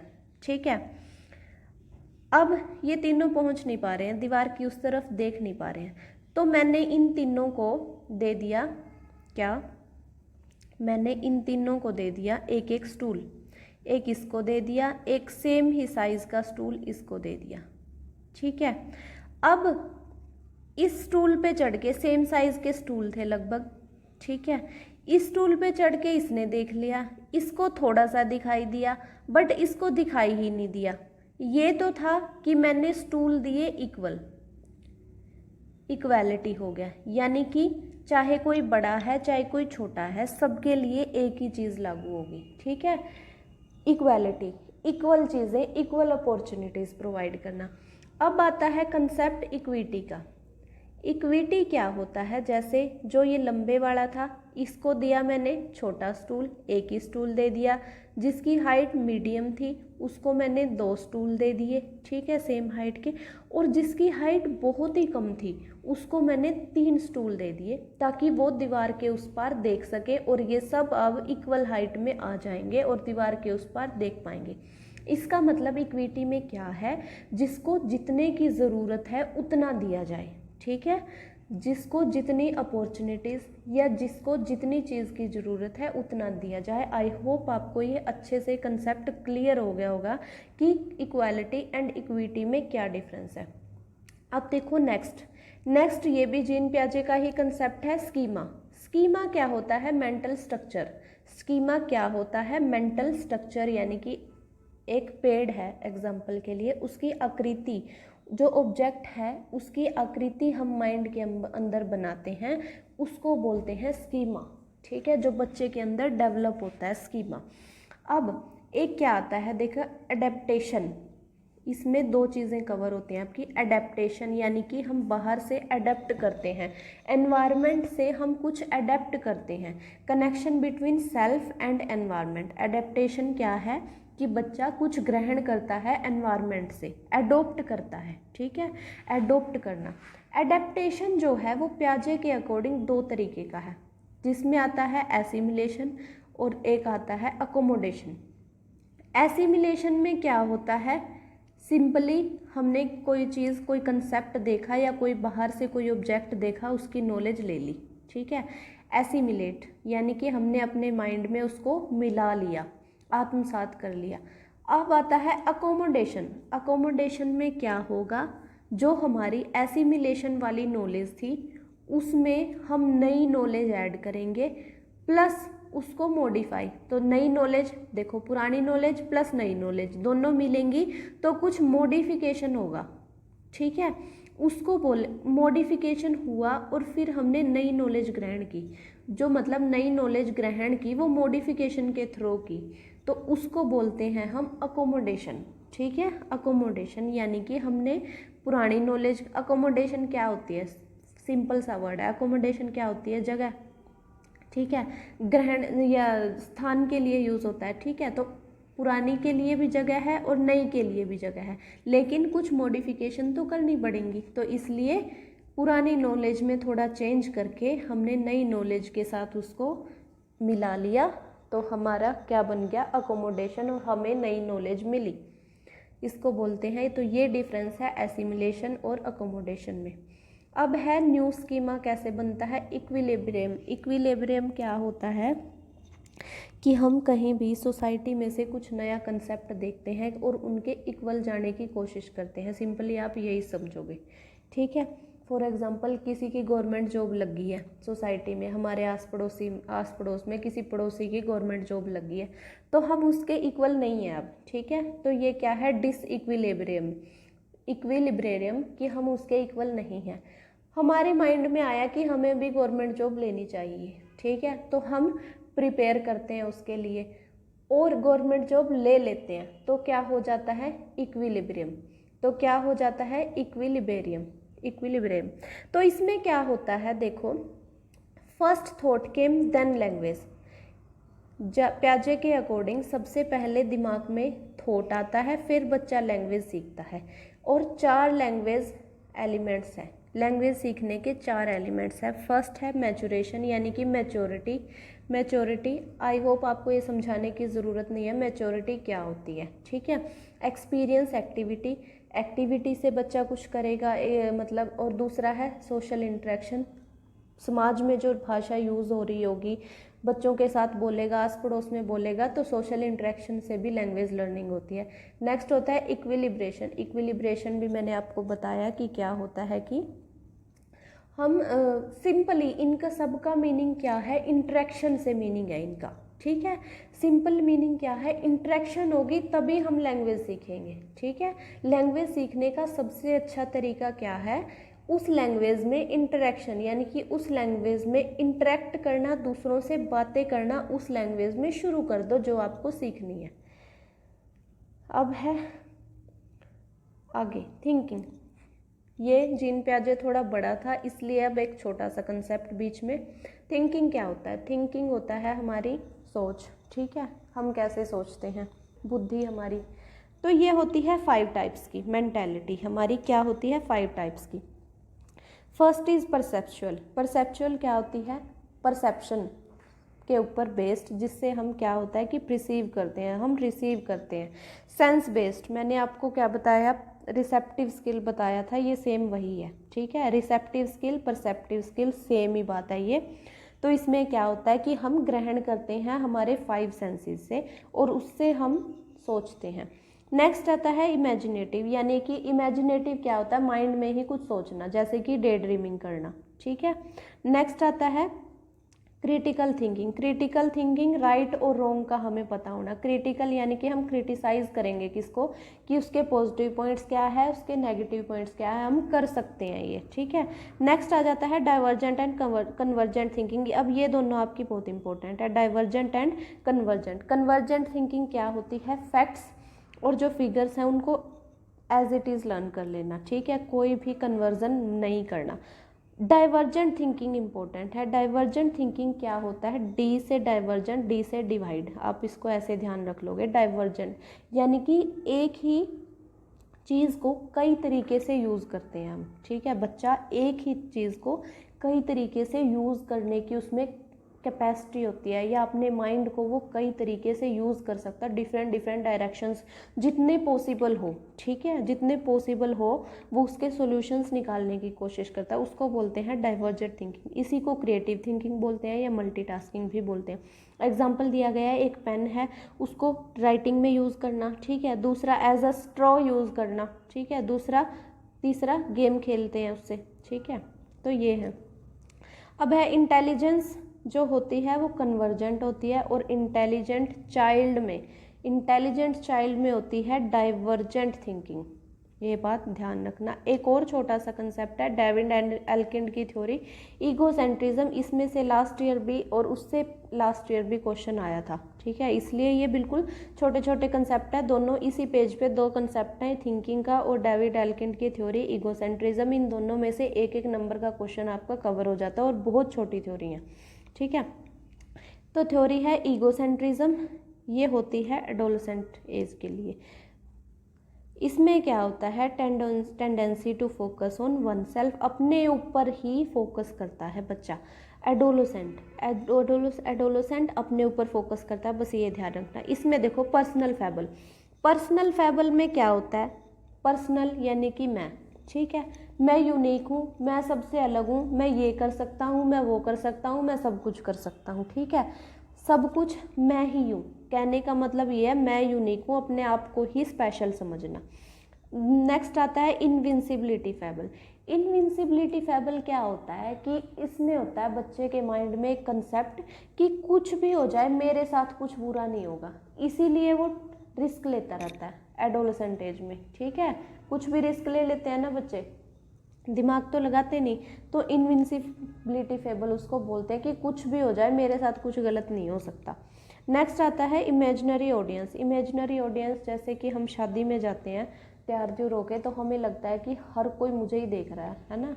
तो ऐसा एडोलसेंट के जो एडोलसेंट एज के जो बच्चे होते हैं उनमें ज़्यादा होता है कि हर कोई मुझे ही देख रहा था, यानी कि माइंड इमेजिनरी, यानी कि माइंड में जो ऑडियंस वो बना लेता है अपने आप ही, उसको बोलते हैं इमेजिनरी ऑडियंस। नेक्स्ट आता है मोरल डेवलपमेंट, जो कि लॉरेंस कोहलबर्ग ने दिया, कोमो, इसको आप ऐसे ध्यान रख लोगे, कोहलबर्ग ने दिया मोरल डेवलपमेंट। पहले दिया जीन पियाजे ने, फिर दिया कोहलबर्ग ने। अच्छा, इनकी जो एक अमेरिकन है, स्विस हैं, ये सब आप ध्यान रख लेना कि कौन सी कंट्री से बिलोंग करते हैं, क्योंकि यहाँ से भी एक आध बार क्वेश्चन आ जाता है। जैसे कि 2-3 साइकोलॉजिस्ट के आपको नाम दे दिए जाएंगे और उनमें से पूछा जाएगा कि ये अमेरिकन कौन है सा है इनमें से। जैसे फॉर एग्जांपल के लिए क्वेश्चन दे देंगे कि अमेरिकन साइकोलॉजिस्ट वाले टिक करेंगे, तो उनमें से आपको 3 ऑप्शन दे दिए, 3 या 4, तो उनमें से 2 से 3 साइकोलॉजिस्ट के नाम देंगे, तो उनमें से आपको सिलेक्ट करना होगा। तो इस तरीके से भी क्वेश्चन आ जाते हैं। अब है इसमें एक हेंज डिलेमा, मैं बता देती हूँ हेंज डिलेमा क्या है। हेंज डिलेमा है क्वेश्चन टू ओनली मेल। इसमें क्या था, हेंज नाम का एक व्यक्ति था जिसकी वाइफ बीमार थी, तो वो केमिस्ट के पास जाता है और बोलता है कि मेरी वाइफ बीमार है, ऐसे ऐसे डॉक्टर ने रेकमेंड की है कोई मेडिसिन जो वो दे दो। तो डॉक्टर बोलता है, जो केमिस्ट है वो बोलता है कि जो आप मेडिसिन मांग रहे हो वो 1000 रुपीज़ की है। तो हेंज बोलता है कि मेरे पास तो सिर्फ 500 रुपये हैं, तो मैं ये नहीं खरीद सकता। लेकिन जो हेंज है वो गरीब है। अब हेंज के माइंड में क्वेश्चन आता है कि मैं तो अभी तो चला जाऊं और रात को उसके केमिस्ट की शॉप से जो दवाई है वो चोरी कर लूं ताकि मेरी वाइफ जिंदा बच सके। ठीक है, तो अब क्वेश्चन यहाँ पे आता है, जो मेल स्टूडेंट्स थे उनके लिए ये क्वेश्चन था कि करो या ना करो वाली सिचुएशन, कि उसको गलत करना चाहिए या नहीं कर, उसको चोरी करनी चाहिए या नहीं करनी चाहिए। अगर वो चोरी नहीं करता तो केमिस्ट उसको दवाई कम पैसे में नहीं दे रहा, अगर वो चोरी नहीं करता तो उसकी वाइफ की डेथ हो जाएगी, अगर वो चोरी करता है तो उसको जो उसका दीन ईमान है वो इस चीज़ की भी इजाज़त नहीं देता, तो उसको ऐसा लगता है कि वो गलत कर रहा है कुछ। ठीक है, तो ये इस तरीके का कंसेप्ट था हेंज डिलेमा में। डिलेमा होता है कि दो चीज़ों के बीच में कन्फ्यूज़न होना। ये किसने इसको क्रिटिसाइज़ किया? कैरोल गिलिगन ने इसको क्रिटिसाइज़ किया, क्योंकि ये सिर्फ मेल्स के लिए था इसलिए। अब इसमें आते हैं कुछ कंसेप्ट। पहले होता है मोरल रियलिज्म। रियलिज्म क्या है कि जो रूल्स हैं वो फिक्स हैं, उनको चेंज नहीं किया जा सकता। नेक्स्ट आता है डिलेमा। डिलेमा मैंने आपको बताया, डिलेमा क्या होता है? दो चीज़ों के बीच में कन्फ्यूज़न। रीजनिंग, मोरल रीजनिंग में क्या आएगा कि हम एक को चूज़ कर लेते हैं अपना कोई रीज़न प्रूव करके, अपना कोई रीज़न दे करके कि मैंने इस वजह से ये काम किया और ये ठीक है, मैंने इसलिए किया था। नेक्स्ट आ जाता है मोरल कोऑपरेशन। मोरल कोऑपरेशन में क्या होता है कि हम कोऑपरेट करते हैं सोसाइटी के जो नॉर्म्स हैं उनके साथ, कि हमारा भी कुछ गलत ना हो, कि जो रूल्स हैं उनको हम फॉलो करें, बट इंडिविजुअली भी कुछ गलत नहीं होना चाहिए। ठीक है, रूल्स चेंज किए जा सकते हैं लेकिन उनके पीछे इंटेंशन अच्छी होनी चाहिए, कहने का मतलब ये है। नेक्स्ट इसने दिए हैं लेवल्स ऑफ मोरालिटी, जहाँ से आपको क्वेश्चन आता ही आता है, हर बार आता है। ठीक है, हर बार आता है। लेवल्स ऑफ मोरालिटी कितने हैं? 3, और स्टेजेस इसमें हैं 6। लेवल्स ऑफ मोरालिटी में फर्स्ट आता है pre conventional stage, pre conventional level, दूसरा है कन्वेंशनल लेवल, थर्ड है post conventional level. Conventional level से पहले वाला प्री, उसके बाद वाला पोस्ट। ठीक है, ऐसे ध्यान रख लोगे। अब देखो इसमें क्या आता है। लेवल्स ऑफ मोरालिटी में प्री कन्वेंशनल में आएगा 4 से 10 साल के बच्चे। ठीक है, ये बात ध्यान रखना कि आप कहीं इसका भी 0 से 4 स्टार्ट कर दो एज, ऐसा नहीं है। इसमें क्या है, मोरालिटी की बात हो रही है तो बच्चा थोड़ा बड़ा ही है, तो 4 से 10 साल। फिर कन्वेंशनल में आता है 10 से 13, और पोस्ट कन्वेंशनल मैंने आपको बताया था एडोलेसेंट वाला 12 से 18, तो 13 से प्लस वाली एज इसमें आ जाएगी। प्री कन्वेंशनल में क्या होता है? 2 स्टेजेस। 2 स्टेजेस कौन कौन सी? Obedience and punishment. पहली स्टेज क्या होती है? देखो एक बार ये भी देख लो। इसमें प्री कन्वेंशनल में क्या होता है, जो मोरालिटी होती है वो आउटसाइड होती है, यानी कि बच्चे को अंदर से खुद नहीं पता कि मुझे क्या करना चाहिए क्या नहीं करना चाहिए। मोरालिटी जो है वो बाहर से थोपी गई है कि पेरेंट्स ने बताया स्कूल जाना है तो जाना है, उसको खुद को नहीं पता कि क्यों जाना है क्यों नहीं जाना। ठीक है, कन्वेंशनल में क्या होता है? मोरालिटी होती है लेकिन अनक्वेश्चनेबल, यानी कि वो उसके ऊपर क्वेश्चन करना नहीं सीखा कि मुझे क्यों जाना है स्कूल, ठीक है, मुझे तो नहीं पढ़ना, क्यों पढ़ना अच्छा होता है, इस तरीके से। नेक्स्ट आ जाता है पोस्ट कन्वेंशनल। पोस्ट कन्वेंशनल में आ जाता है कि बच्चे का खुद का इंटरेस्ट है स्कूल जाने में, क्योंकि उसको पढ़ना अच्छा लगता है, उसको पता है कि अगर वो पढ़ेगा तो उसी के काम आएगा, उसी का करियर बनेगा। ठीक है, तो इस तरीके से जो मोरालिटी है वो खुद की है। अब प्री कन्वेंशनल में होती हैं 2 स्टेजेस। पहली है ओबीडियंस एंड पनिशमेंट, नेक्स्ट है individual and exchange. Obedience and punishment में क्या होता है कि बिल्कुल छोटा बच्चा होता है, देखो उसको नहीं पता मोरालिटी क्या है क्या नहीं है, वो जो भी काम करेगा एक चीज़ को माइंड में रख के करेगा कि उसको अगर उसने अच्छा काम किया तो उसको क्या मिलेगा, आशीर्वाद मिलेगा या कुछ गिफ्ट मिलेगा, ये समझ लो।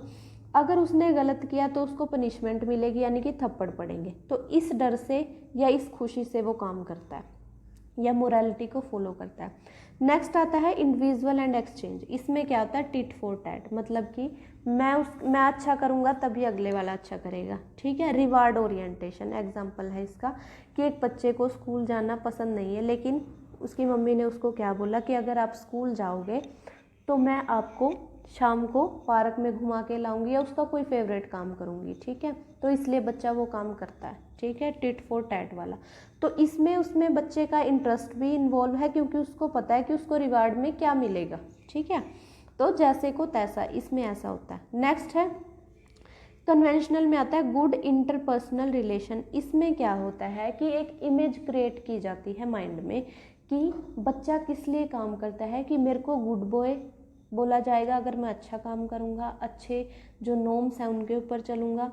और अगर मैंने अच्छा नहीं किया, बैड परफॉर्मेंस रही, तो क्या मुझे एक अलग से कैटेगरी बना दी जाएगी मेरी, या अलग से नाम दे दिया जाएगा, गुड गर्ल या बैड गर्ल मेरे को बोला जाएगा।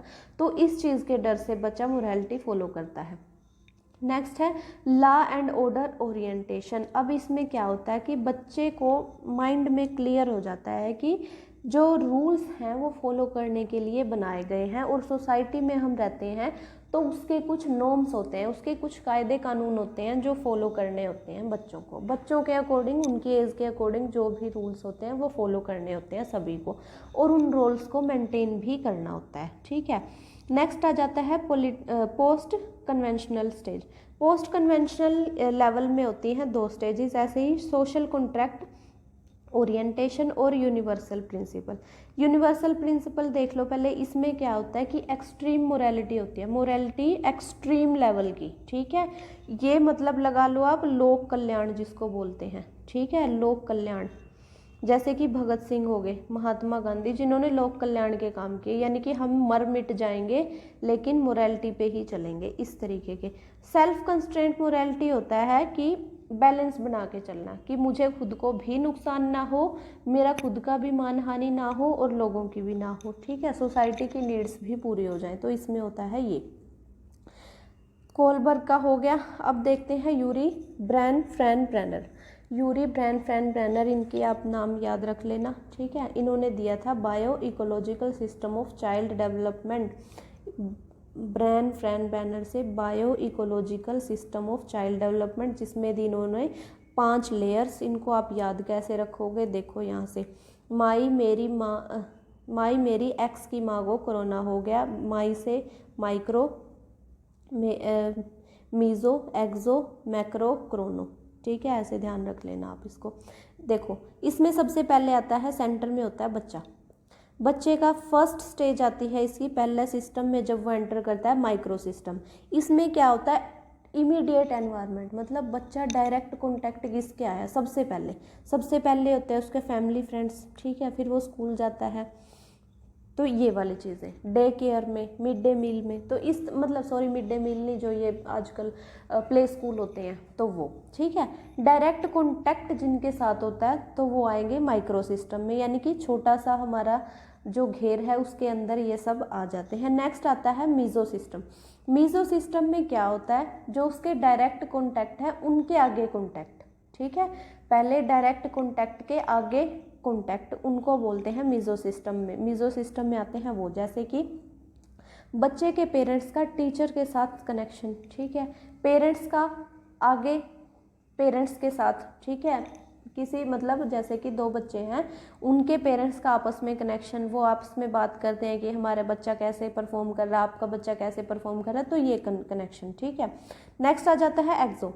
एक्सो में हो जाता है कि जिनके साथ एक्स यानी कि बाहर, इंक्लूड ना करना किसी चीज़ को, मतलब डायरेक्ट कॉन्टैक्ट नहीं होता बच्चे का। एक्सो सिस्टम में क्या है, बच्चे का डायरेक्ट कॉन्टैक्ट नहीं होता, लेकिन फिर भी उसके ऊपर इन्फ्लुएंस आता है। कोई भी डिसीजन होता है उनका इन्फ्लुएंस बच्चे के ऊपर आता है, जैसे कि स्कूल मैनेजमेंट। बच्चे का कोई रोल नहीं होता, ना उसका कॉन्टैक्ट होता है स्कूल मैनेजमेंट के साथ, लेकिन जब भी करिकुलम में कोई चेंज होगा या स्कूल में कोई रूल्स निकाले जाएंगे तो बच्चे को वो फॉलो करने होंगे, यानी कि इम्पैक्ट तो उसका आएगा बच्चे के ऊपर। और एनसीईआरटी बॉडी में भी इसी में आता है। पेरेंट्स के वर्क प्लेस की बातें, जैसे कि वर्क प्लेस की बातें कैसे, अब मम्मी है उसके घंटे 5 से 6, मतलब फॉर एग्जांपल किसी की वर्किंग मोम है तो उसके पेरेंट्स के जो घंटे हैं या पापा, उनके 5 से 6 कर दिए जाए, 5 PM या 6 PM, तो वो 1 घंटे का जो गैप आएगा बच्चों के साथ, जो कनेक्शन है, तो उसका इम्पैक्ट पड़ेगा ना बच्चे के ऊपर, तो यही है। ठीक है, इसमें एक और आ जाता है मास मीडिया का। ठीक है, इम्पैक्ट। नेक्स्ट आता है मैक्रो सिस्टम। मैक्रो सिस्टम में क्या आता है, सोशल वैल्यूज़, कस्टम्स जो हमारी सोसाइटी के होते हैं। ठीक है, हम सोसाइटी में रहते हैं तो वो कस्टम्स हमें फॉलो करने होते हैं, वो आती है सोसाइटी की वैल्यूज़, कल्चर्स, बिलीव्स। ठीक है, नेक्स्ट आता है क्रोनो सिस्टम में क्या आता है, क्रोनोलॉजी। आपने वर्ड पढ़ा होगा क्रोनोलॉजी, यानी कि टाइम पीरियड को जो शो करता है। क्रोनोलॉजी यानी कि टाइम के साथ जो चेंजेस आए, जैसे कि पहले जो एजुकेशन होती थी वो ऑफलाइन होती थी, स्टडी जो होती थी ऑफलाइन होती थी, लेकिन अब ऑनलाइन का कितना ट्रेंड है, ठीक है। तो इसी तरीके से जो पहले माइक्रोफोन जो फ़ोन आए वो बिल्कुल छोटे छोटे से थे, कीपैड वाले होते थे, लेकिन अब क्या टच फ़ोन, उनमें भी एआई यूज़ होने लगे। तो इस तरीके से जो टाइम टू टाइम जो चेंजेस होते रहते हैं उसमें वो आते हैं क्रोनो सिस्टम में। इसको याद करने की ट्रिक मैंने आपको बता देनी चाहिए। देखो, मेरी एक्स की माँ को कोरोना हो गया, माई से माइक्रो, मेरी से मीज़ो, एक्स से एक्सो और माँ से मैक्रो, क्रोनो से क्रोनो, ठीक है, कोरोना से क्रोनो हो गया। अब नेक्स्ट देखो लेव वाइगोस्की कौन थे? रशियन। इन्होंने दी थी सोशल कंस्ट्रक्टिविस्ट थ्योरी। लेव वाइगोस्की इन्होंने सोसाइटी के ऊपर बात की, सोसाइटी को सेंटर में रखा। तो इन्होंने क्या कहा, जो बच्चे की डेवलपमेंट होती है वो क्या होती है, सोसाइटी के कॉन्टैक्ट में आए, प्लस लैंग्वेज प्लस कल्चर, ये तीनों चीज़ें इन्फ्लुएंस करती हैं बच्चे की डेवलपमेंट को। क्या क्या? सोसाइटी, लैंग्वेज और कल्चर। अब इन्होंने दिया एक कंसेप्ट, देखो क्या बताया इन्होंने कि एक होता है LAD, यानी कि बच्चे का जो एक्चुअल लेवल होता है, एक्चुअल डेवलपमेंट जो बच्चे की हो चुकी होता है, और दूसरा होता है ZPD, zone of proximal development, यानी कि बच्चा कहाँ तक डेवलपमेंट कर सकता है, ठीक है, यानी कि जो डिज़ायर्ड लेवल होता है बच्चे का, डिज़ायर्ड लेवल की वो कहाँ तक पहुँच सकता है। तो लेवल ऑफ एक्चुअल डेवलपमेंट से ZPD तक पहुंचने के लिए जिस चीज़ की हेल्प होती है, हेल्प वर्ड को बोलते हैं स्कैफोल्डिंग। हेल्प वर्ड को क्या बोलते हैं? स्कैफोल्डिंग। और ये किसका होगा, कौन करेगा? More knowledgeable person. यहाँ पे हम टीचर लगा सकते हैं, ठीक है।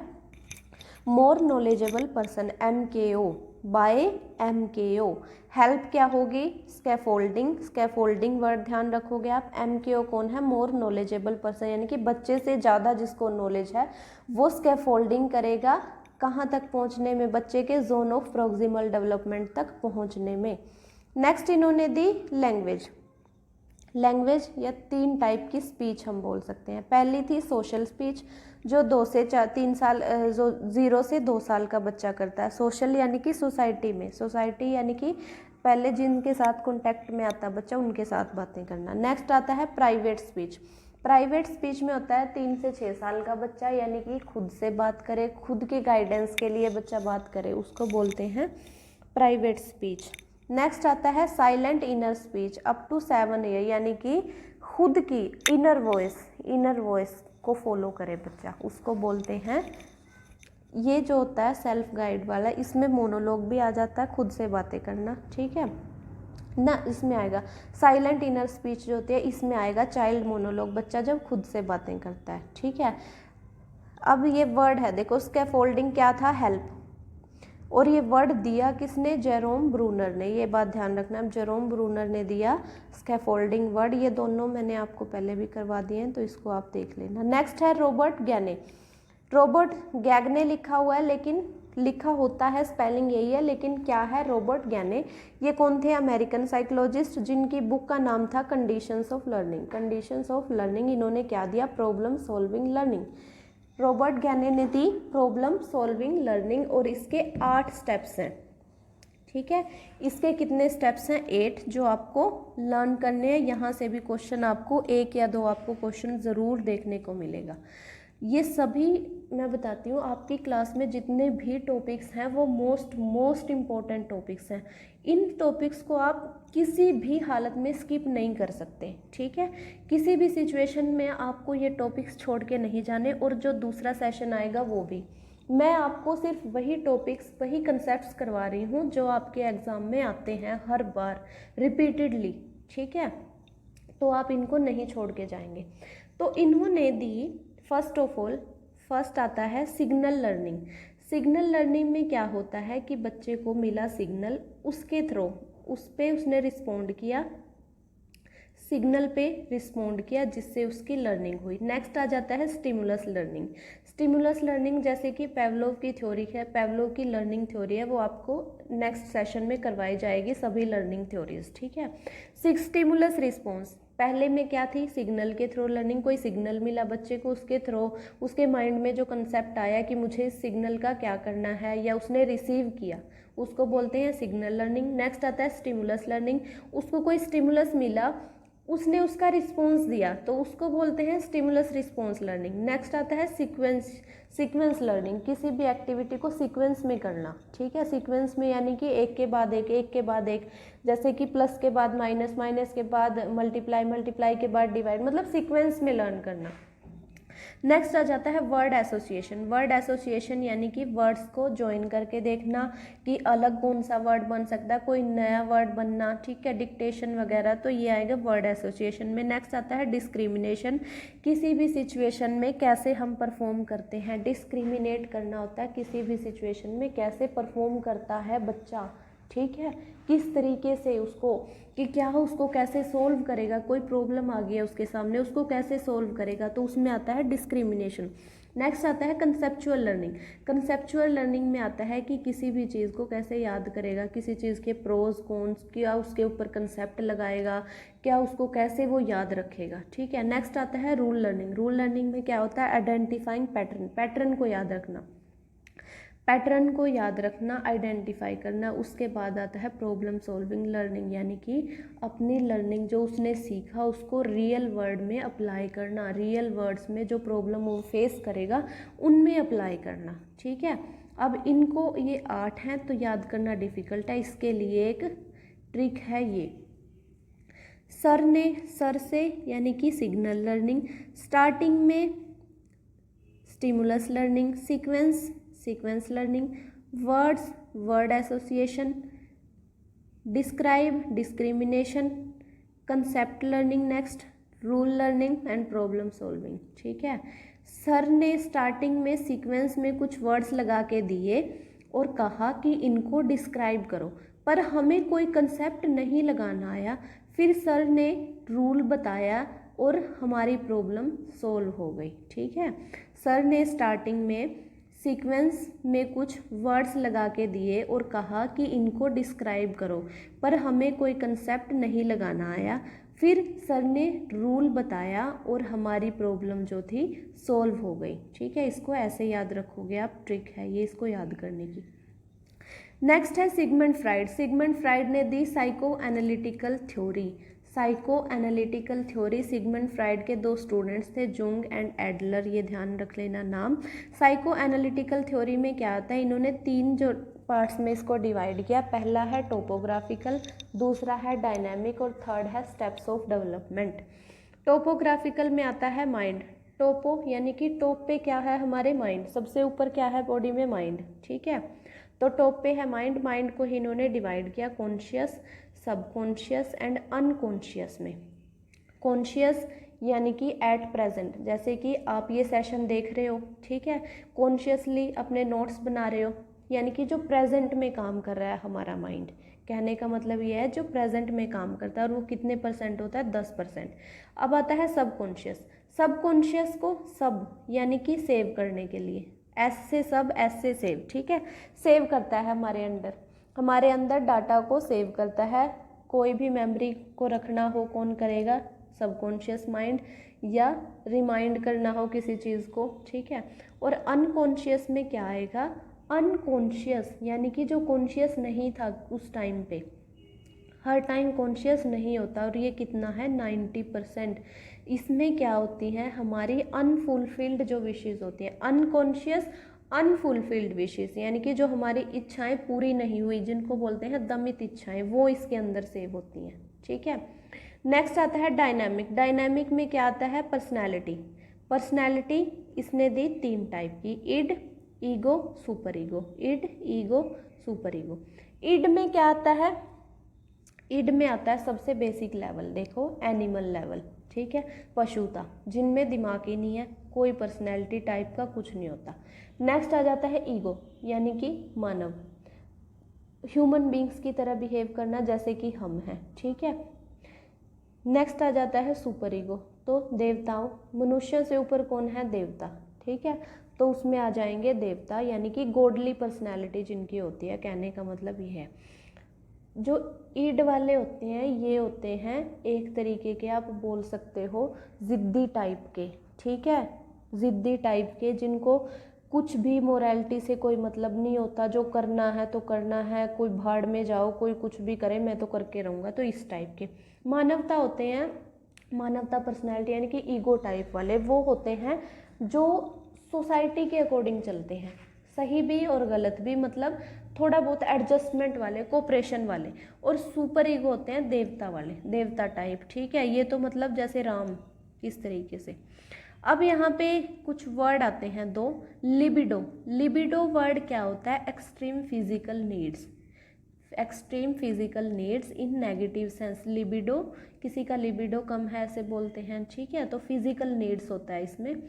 नेक्स्ट आता है नार्सिज्म। नार्सिज्म क्या होता है? नार्सिज्म यानी कि अपने आप से लव, अपने आप से लव लेकिन नेगेटिव सेंस में, अपने आप से एक्सट्रीम प्रेम करना, अपने आप से ही, ठीक है। अब आता है इनका ये steps of development. Steps of development में क्या, स्टेप्स ऑफ डेवलपमेंट में क्या आएगा? साइकोसेक्सुअल या एनालिटिकल थ्योरी, साइकोसेक्सुअल या एनालिटिकल थ्योरी, इसको हम आगे डिटेल में पढ़ते हैं। और ये ट्रिक है उसके लिए, ठीक है, जो ये ट्रिक है ये उसी के लिए है।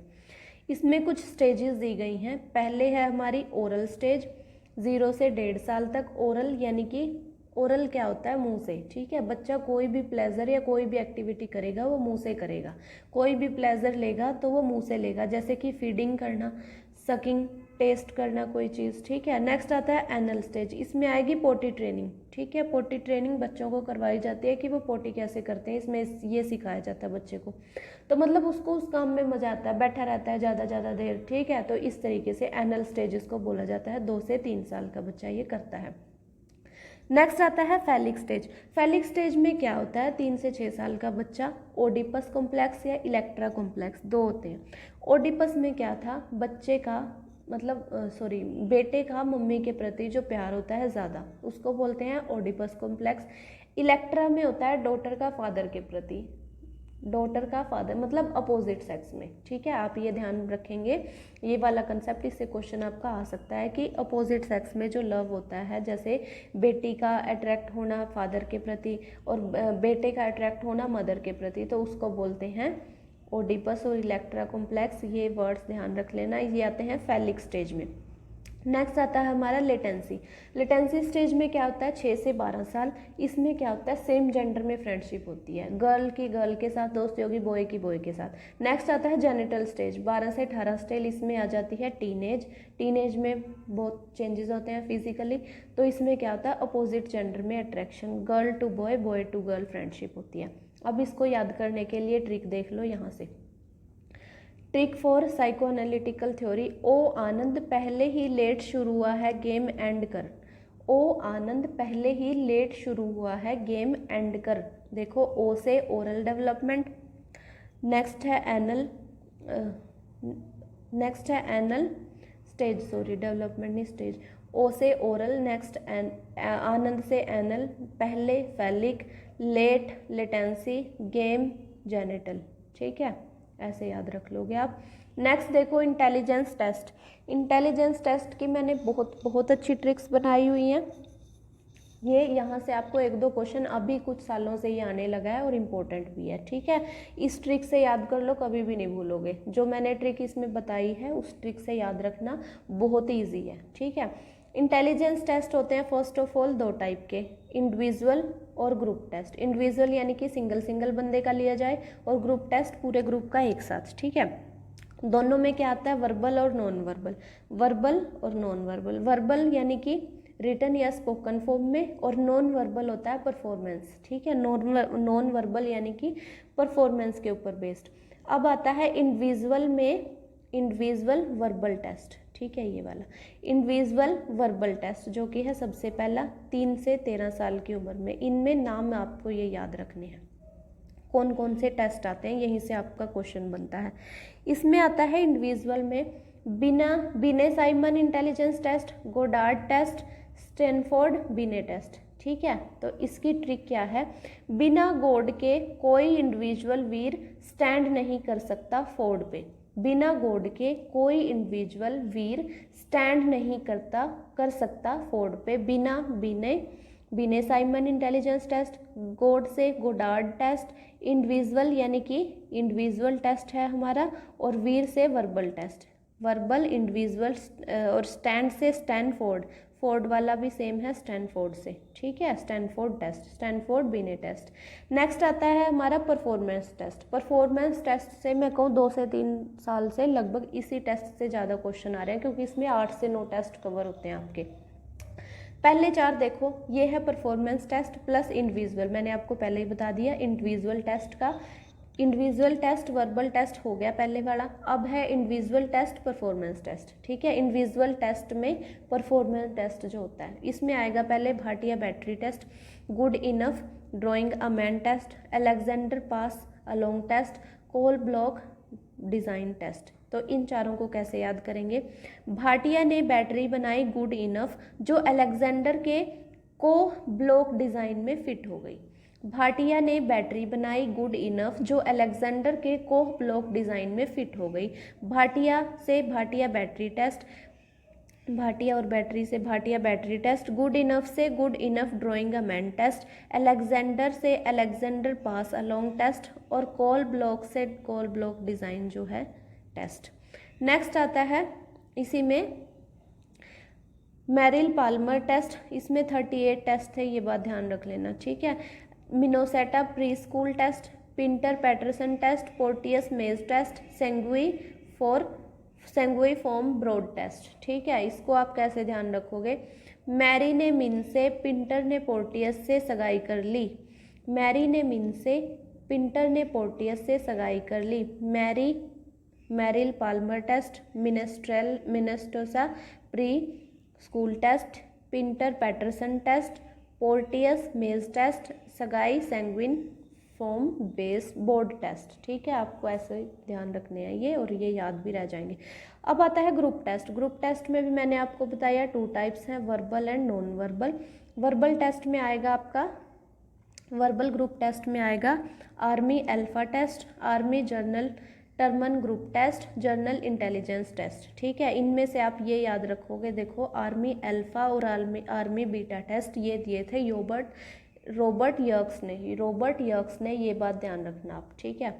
अब इसके लिए ट्रिक क्या है? ट्रिक कुछ नहीं है, इसके लिए आपको 4 वर्ड याद रखने हैं, alpha army Terman journal, alpha army Terman journal, इन्हीं से आपके सारे टेस्ट आ जाएंगे। पहला है आर्मी अल्फा, दूसरा है आर्मी जर्नल, आर्मी और जर्नल, तीसरा है टर्मन ग्रुप टेस्ट, और चौथा है जर्नल इंटेलिजेंस टेस्ट, ठीक है। अब है नॉन वर्बल टेस्ट जो कि ग्रुप टेस्ट में आते हैं। मैंने आपको क्या बताया? आर्मी अल्फा और आर्मी बीटा रॉबर्ट यर्क्स ने दिए थे, ये बात ध्यान रखना। इसमें आएंगे army beta test, army beta test, Cattell culture free test, Raven's progressive matrices, Chicago non verbal test. इनको याद कैसे रहेंगे? आर्मी वाले का बेटा होके रावेन की कैटल क्या होता है? पशु, ठीक है, कैटल चराता है छी, ठीक है, ऐसे याद रख लेंगे। आर्मी वाले का यानी कि आर्मी बेटा टेस्ट, ठीक है, army beta test, army beta test. Raven यानी कि Raven's progressive test, Cattell culture free test, चराता छी शिकागो छी, ठीक है, छी से शिकागो टेस्ट। तो ऐसे आप इनको याद रख लेंगे। नेक्स्ट है बेंजामिन ब्लूम्स टेक्सोनोमी, ये भी बहुत इम्पोर्टेंट है। इसमें से आपके 1 या 2 क्वेश्चन ज़रूर आएंगे, ठीक है। ये कौन थे? Jewish American, classification of educational objectives इन्होंने दिए, और थ्योरी ऑफ मास्टरी लर्निंग। इसने मोस्टली इम्पोर्टेंट जो चीज़ है मैं बताती हूँ वो है टेक्सोनोमी, ब्लूम्स की टेक्सोनोमी आपने सुना भी होगा। तो टैक्सीज वर्ड कहाँ से आया? टैक्सीज का मीनिंग होता है अरेंजमेंट, और नॉर्म्स होता है मॉडल या पैटर्न किसी चीज़ का, या एग्जाम्पलर सेट कर देना कि इस नॉर्म के ऊपर चलेंगे किसी भी टेस्ट को क्वालिफाई करने के लिए। तो इनके अकॉर्डिंग जो 3 थे नॉर्म्स, टैक्सोनॉमी में क्या था? 3 चीज़ें थी। पहली कोग्नेटिव, कोग्नेटिव यानी कि हेड डोमेन। नेक्स्ट है अफेक्टिव यानी कि इमोशन से, यानी कि हार्ट से, हार्ट डोमेन। नेक्स्ट है साइकोमोटर, साइकोमोटर यानी कि हैंड से रिलेटेड कोई एक्टिविटी करना, ठीक है, तो वो आता है साइकोमोटर डोमेन। अब कोग्नेटिव डोमेन में पहले क्या आएंगे, कोग्नेटिव डोमेन के लिए इन्होंने 2 बार दिया, कोग्नेटिव डोमेन को 2 बार एक्सप्लेन किया इन्होंने ब्लूम्स टैक्सोनॉमी में। पहले दिया 1956 में, दूसरा दिया 2001 में, ये दोनों ही इंपॉर्टेंट हैं, ठीक है। कोग्नेटिव मैंने आपको बताया अंडरस्टैंडिंग या लर्निंग से रिलेटेड है, क्योंकि माइंड का वर्क है इसमें। तो इसको कैसे याद करेंगे, पहले वाली दी थी नाउन की फॉर्म में, दूसरी वाली वर्ब की फॉर्म में। नॉलेज मिलेगी हमें कहीं से, उसको हम कॉम्प्रीहेंड करेंगे यानी कि उसको समझेंगे, ठीक है, फिर उसको अप्लाई करेंगे, फिर उसका एनालिसिस करेंगे, एनालिसिस यानी कि टुकड़ों में तोड़ के देखेंगे, फिर उसका सिंथेसिस यानी कि उन टुकड़ों को जोड़ के देखेंगे, और फिर हम करेंगे उसका इवैल्यूएशन, इवैल्यूएशन करेंगे या करवाएंगे, यानी कि उसका मूल्यांकन कि वो सही है या नहीं है, ठीक है। तो वर्ब, इसमें वर्ब वाली में क्या दिया, देखो नॉलेज को क्या करते हैं, याद, रिमेंबर। कॉम्प्रीहेंशन में क्या बताया, अंडरस्टैंडिंग। एप्लीकेशन में क्या, अप्लाई। Analysis same. सिंथेसिस में, सिंथेसिस वाला नहीं आएगा इसमें, इसकी जगह पे आ जाएगा डायरेक्ट इवैल्यूएट और फिर क्रिएट, इसमें ये अलग है क्रिएट, ठीक है, तो ये आप ध्यान रखना। नेक्स्ट आता है अफेक्टिव डोमेन। अफेक्टिव होता है इमोशन से रिलेटेड, मैंने आपको बताया, तो हार्ट। इसमें से ये नाम याद रखेंगे आप सभी, तीनों के तीनों डोमेन्स में ये नाम याद रखेंगे, थोड़ा सा इतना मुश्किल नहीं है, रख लेना, क्योंकि इनमें से भी कई बार क्वेश्चन आ जाते हैं, ठीक है। तो इसकी ट्रिक क्या है, R2VOC, R2VOC, पहले रिसीव करेंगे, फिर रिस्पोंड करेंगे, वैल्यूइंग यानी कि हमारे वैल्यू सिस्टम में उसको ग्रहण करेंगे। दूसरा, फिर ऑर्गेनाइज करेंगे उन आइडियाज़ को, फिर हमारे करैक्टर में उसको डेवलप कर लेंगे, ठीक है। R2VOC, receive, respond, value, O से ऑर्गेनाइजेशन, C से करैक्टराइजेशन। नेक्स्ट है हमारा साइकोमोटर डोमेन। साइकोमोटर डोमेन, इसमें क्या आता है, फिजिकल एक्टिविटी, साइकोमोटर यानी कि फिजिकल एक्टिविटी। RH डेव, इसे इन्होंने दी थी, और इसकी ट्रिक क्या है, I am pen. I am pen यानी कि पहले हम इमिटेशन करेंगे आई से, किसी को देख के कॉपी करेंगे, मैनिपुलेशन करेंगे उसको मैनिपुलेट करेंगे कि हम उसको कैसे अपने अंदर ग्रहण कर सकते हैं, या कैसे उसको तोड़ मरोड़ के किसी भी तरीके से ग्रहण कर लेना। नेक्स्ट होता है प्रिसीशन, रिसीव करना या प्रिसीशन, उसके ऊपर कोई अपना व्यू पॉइंट बनाना। नेक्स्ट आता है आर्टिकुलेशन, आर्टिकुलेशन यानी कि उसको बोल के देखेंगे या करके देखेंगे। नेक्स्ट आ जाएगा उसका नेचुरलाइजेशन, यानी कि हमारे नेचर में वो शामिल हो जाएगी। फिर इसकी ट्रिक क्या है, I am पेन, I से इमिटेशन, M से मैनिपुलेशन, P से प्रिसीशन, फोर्थ है A से आर्टिकुलेशन, नेक्स्ट है नेचुरलाइजेशन। अब आता है मोटिवेशन। मोटिवेशन का कंसेप्ट आपका पूरा इसी सेशन में हो जाएगा, आपको कहीं भी और भटकने की ज़रूरत नहीं है कि मोटिवेशन का हमारा कहीं टॉपिक पूरा कवर ना हुआ हो, किसी ने कहीं इस वीडियो में सेशन में कंप्लीट ना हुआ हो टॉपिक। मैं आपको बता रही हूँ पहले ही, मोटिवेशन इतना कर लो आप, इसके अलावा कहीं से भी कोई क्वेश्चन नहीं आएगा, ठीक है। तो मोटिवेशन क्या होता है, लैटिन वर्ड से आया है मोवेयर, मोवेयर वर्ड से आया है मोवेयर या मोटम, जिसका मीनिंग होता है टू मूव करना, ठीक है। अब है साइकिल ऑफ मोटिवेशन, यहाँ से भी आपको क्वेश्चन मिलते हैं देखने को मोस्टली, ठीक है। पहले क्या आता है, नीड, सबसे पहले क्या है, ज़रूरत, हमें एग्जाम्पल है प्यास लगती है, ठीक है, प्यास लगी है यानी कि ज़रूरत पैदा हुई है। नेक्स्ट आता है ड्राइव, ड्राइव में हमें क्या दिखा, पानी, ड्राइव में क्या हुआ, हमें पानी दिखेगा। फिर हम होंगे इंस्पायर, इंस्पायर यानी कि थोड़ा पास जाएंगे उसके, इंस्पायर होंगे और ज़्यादा कि हाँ हम तो जल्दी पहुंच सकते हैं। फिर इंसेंटिव यानी कि हमें पानी मिल गया, ठीक है, और गोल अचीव हो गया। ये सीक्वेंस जो है आप ऐसे ही याद करेंगे, ठीक है।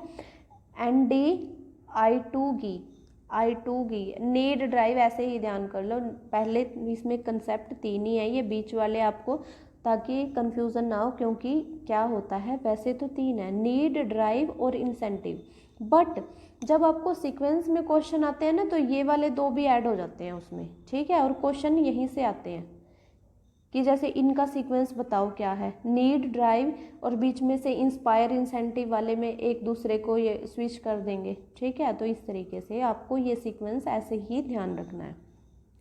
नेक्स्ट आता है मोटिवेशन कितने टाइप की होती है। पहली इंटरनल, एक्सटर्नल। इंटरनल यानी कि बच्चे की खुद की, ठीक है, प्राइमरी बोलते हैं इसको। सेकेंडरी होती है एक्सटर्नल यानी कि बाहर से जो मिले उसको। इसमें क्या आएगी, इंटरनल में क्या आएगी, थ्रस्ट, भूख, प्यास, मतलब जिनके बिना उसका काम नहीं चलता, ठीक है। एक्सटर्नल में आ जाएगी रिस्पेक्ट, नेम, फेम, ठीक है, मतलब कि जो सोसाइटी से मिले, जो बाहर से मिले चीज़ें। ये अब एक बार थोड़ा सा ये देख लो, ये क्वेश्चन क्योंकि रिपीट हुआ पहले। किसी चीज़ की इच्छा करना या चाहना, ये क्या है, इंटरनल नीड, ठीक है। खेलना कूदना घूमना, खेलना कूदना घूमना, ये है behavioural need, behaviour motivation. Behaviour में कैसे, किसी को पसंद भी होती है, किसी को नहीं भी होती, तो ये बिहेवियर के अकॉर्डिंग है। नेक्स्ट है पनिशमेंट एंड रिवार्ड, ये है साइकोलॉजिकल, यानी कि माइंड में बना है कि चाहे फॉर एग्जाम्पल कोई शरारती बच्चा है, उसकी साइकोलॉजी में क्या है कि मुझे तो शरारत करनी है, चाहे कोई पनिशमेंट दे चाहे कुछ हो, ठीक है। तो ये क्या है, साइकोलॉजिकल नीड ही है, ठीक है। दूसरा है इंटरेस्ट, इंटरेस्ट में आ जाएगी, इंटरेस्ट क्या है, डेवलप किया जा सकता है, इंटरेस्टिंग तरीके से टीचिंग हो बच्चे की, इंटरेस्टिंग तरीके से कोई कंसेप्ट समझाया जाए, ठीक है। तो ये आर्टिफिशियल चीज़ है, इसलिए इसको क्या बोला गया, artificial cheese.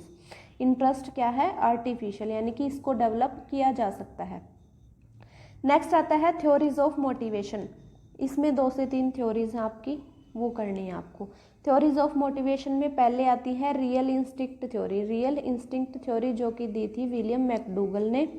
People are motivated by biological instinct या इन्नेट पैटर्न, यानी कि जन्मजात कुछ चीज़ें होती हैं जिनकी वजह से जो बच्चा है वो मोटिवेट फील करता है। और इसमें इन्होंने दी थी 14 इंस्टिंक्ट, ये आप पढ़ लेना, एस्केप, कॉम्बैट, रिपल्शन, ये हिंदी में भी दिए गए हैं इनके मीनिंग, ठीक है। तो ये ऐसे सेशन ज़्यादा लंबा हो जाएगा, इनमें है कुछ नहीं है पढ़ने के लिए, इतना मतलब मुश्किल नहीं है, तो आप एक बार इनको ज़रूर पढ़ के जाना, ये आपको PDF में मिल जाएगा। नेक्स्ट है सेल्फ एक्चुअलाइजेशन थ्योरी, यानी कि खुद के बारे में एक्चुअली हम क्या हैं वो जानना। इसको हम ऐसे ही याद रखेंगे कि कैसे, क्या हम एक्चुअल में हम क्या हैं, खुद हम एक्चुअल में क्या हैं, वो हमें जब रियलाइज़ होता है, ठीक है, तो आती है हमारी एक्चुअल सेल्फ एक्चुअलाइजेशन थ्योरी। और ये दी किसने थी, अब्राहम मास्लो ने।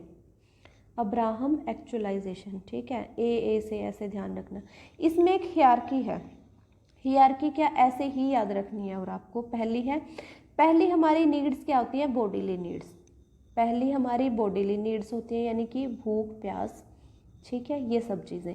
फिर आते हैं हम सेफ्टी की तरफ। भूख, हमने खाना खा लिया, अब बारिश आ गई है तो हमें छत भी चाहिए, सुरक्षा चाहिए, यानी कि तो फिर क्या हो जाएगी, सेफ्टी, सेफली जहाँ हम चलेंगे, सेफ्टी हमारी है सेकंड नीड। थर्ड है हमारा फिर रिलेशन, घर में रहेंगे तो हमें रिलेशन भी चाहिए, हमें परिवार चाहिए, ठीक है। तो रिलेशन, रिश्तेदार हमारे इसमें आ जाएंगे। फिर है उन रिश्तों से हमें रिस्पेक्ट भी चाहिए, ठीक है, एक इंसान की ज़रूरतें हैं ये सब, रिश्तों से हमें रिस्पेक्ट भी चाहिए, तभी हम उनको रिस्पेक्ट देंगे, ठीक है। फिर लास्ट में आ जाता है सेल्फ एक्चुअलाइजेशन। जब ये सब उसने अचीव कर लिया, चारों स्टेजेस उसने अचीव कर ली, लास्ट में वो किस चीज़ की तरफ चला कि मैं कौन हूँ, मैं कौन हूँ। ये बहुत ही रिलीजियस बोल सकते हो आप, या स्पिरिचुअल नॉलेज है कि मैं कौन हूँ, स्पिरिचुअल क्वेश्चन है कि मैं कौन हूँ, अध्यात्म की तरफ जब इंसान चले, ठीक है। ये बिल्कुल लास्ट स्टेज है, सेल्फ एक्चुअलाइजेशन स्टेज। आप, आई होप आपको ये ऐसे ध्यान रह जाएंगे क्योंकि बहुत ईजी है। पहली भूख प्यास, बॉडीली नीड्स। दूसरा आएगा सेफ्टी, मतलब भूख प्यास मिट गई, अब मकान चाहिए, मकान में रहने के लिए बंदे भी चाहिए, ठीक है।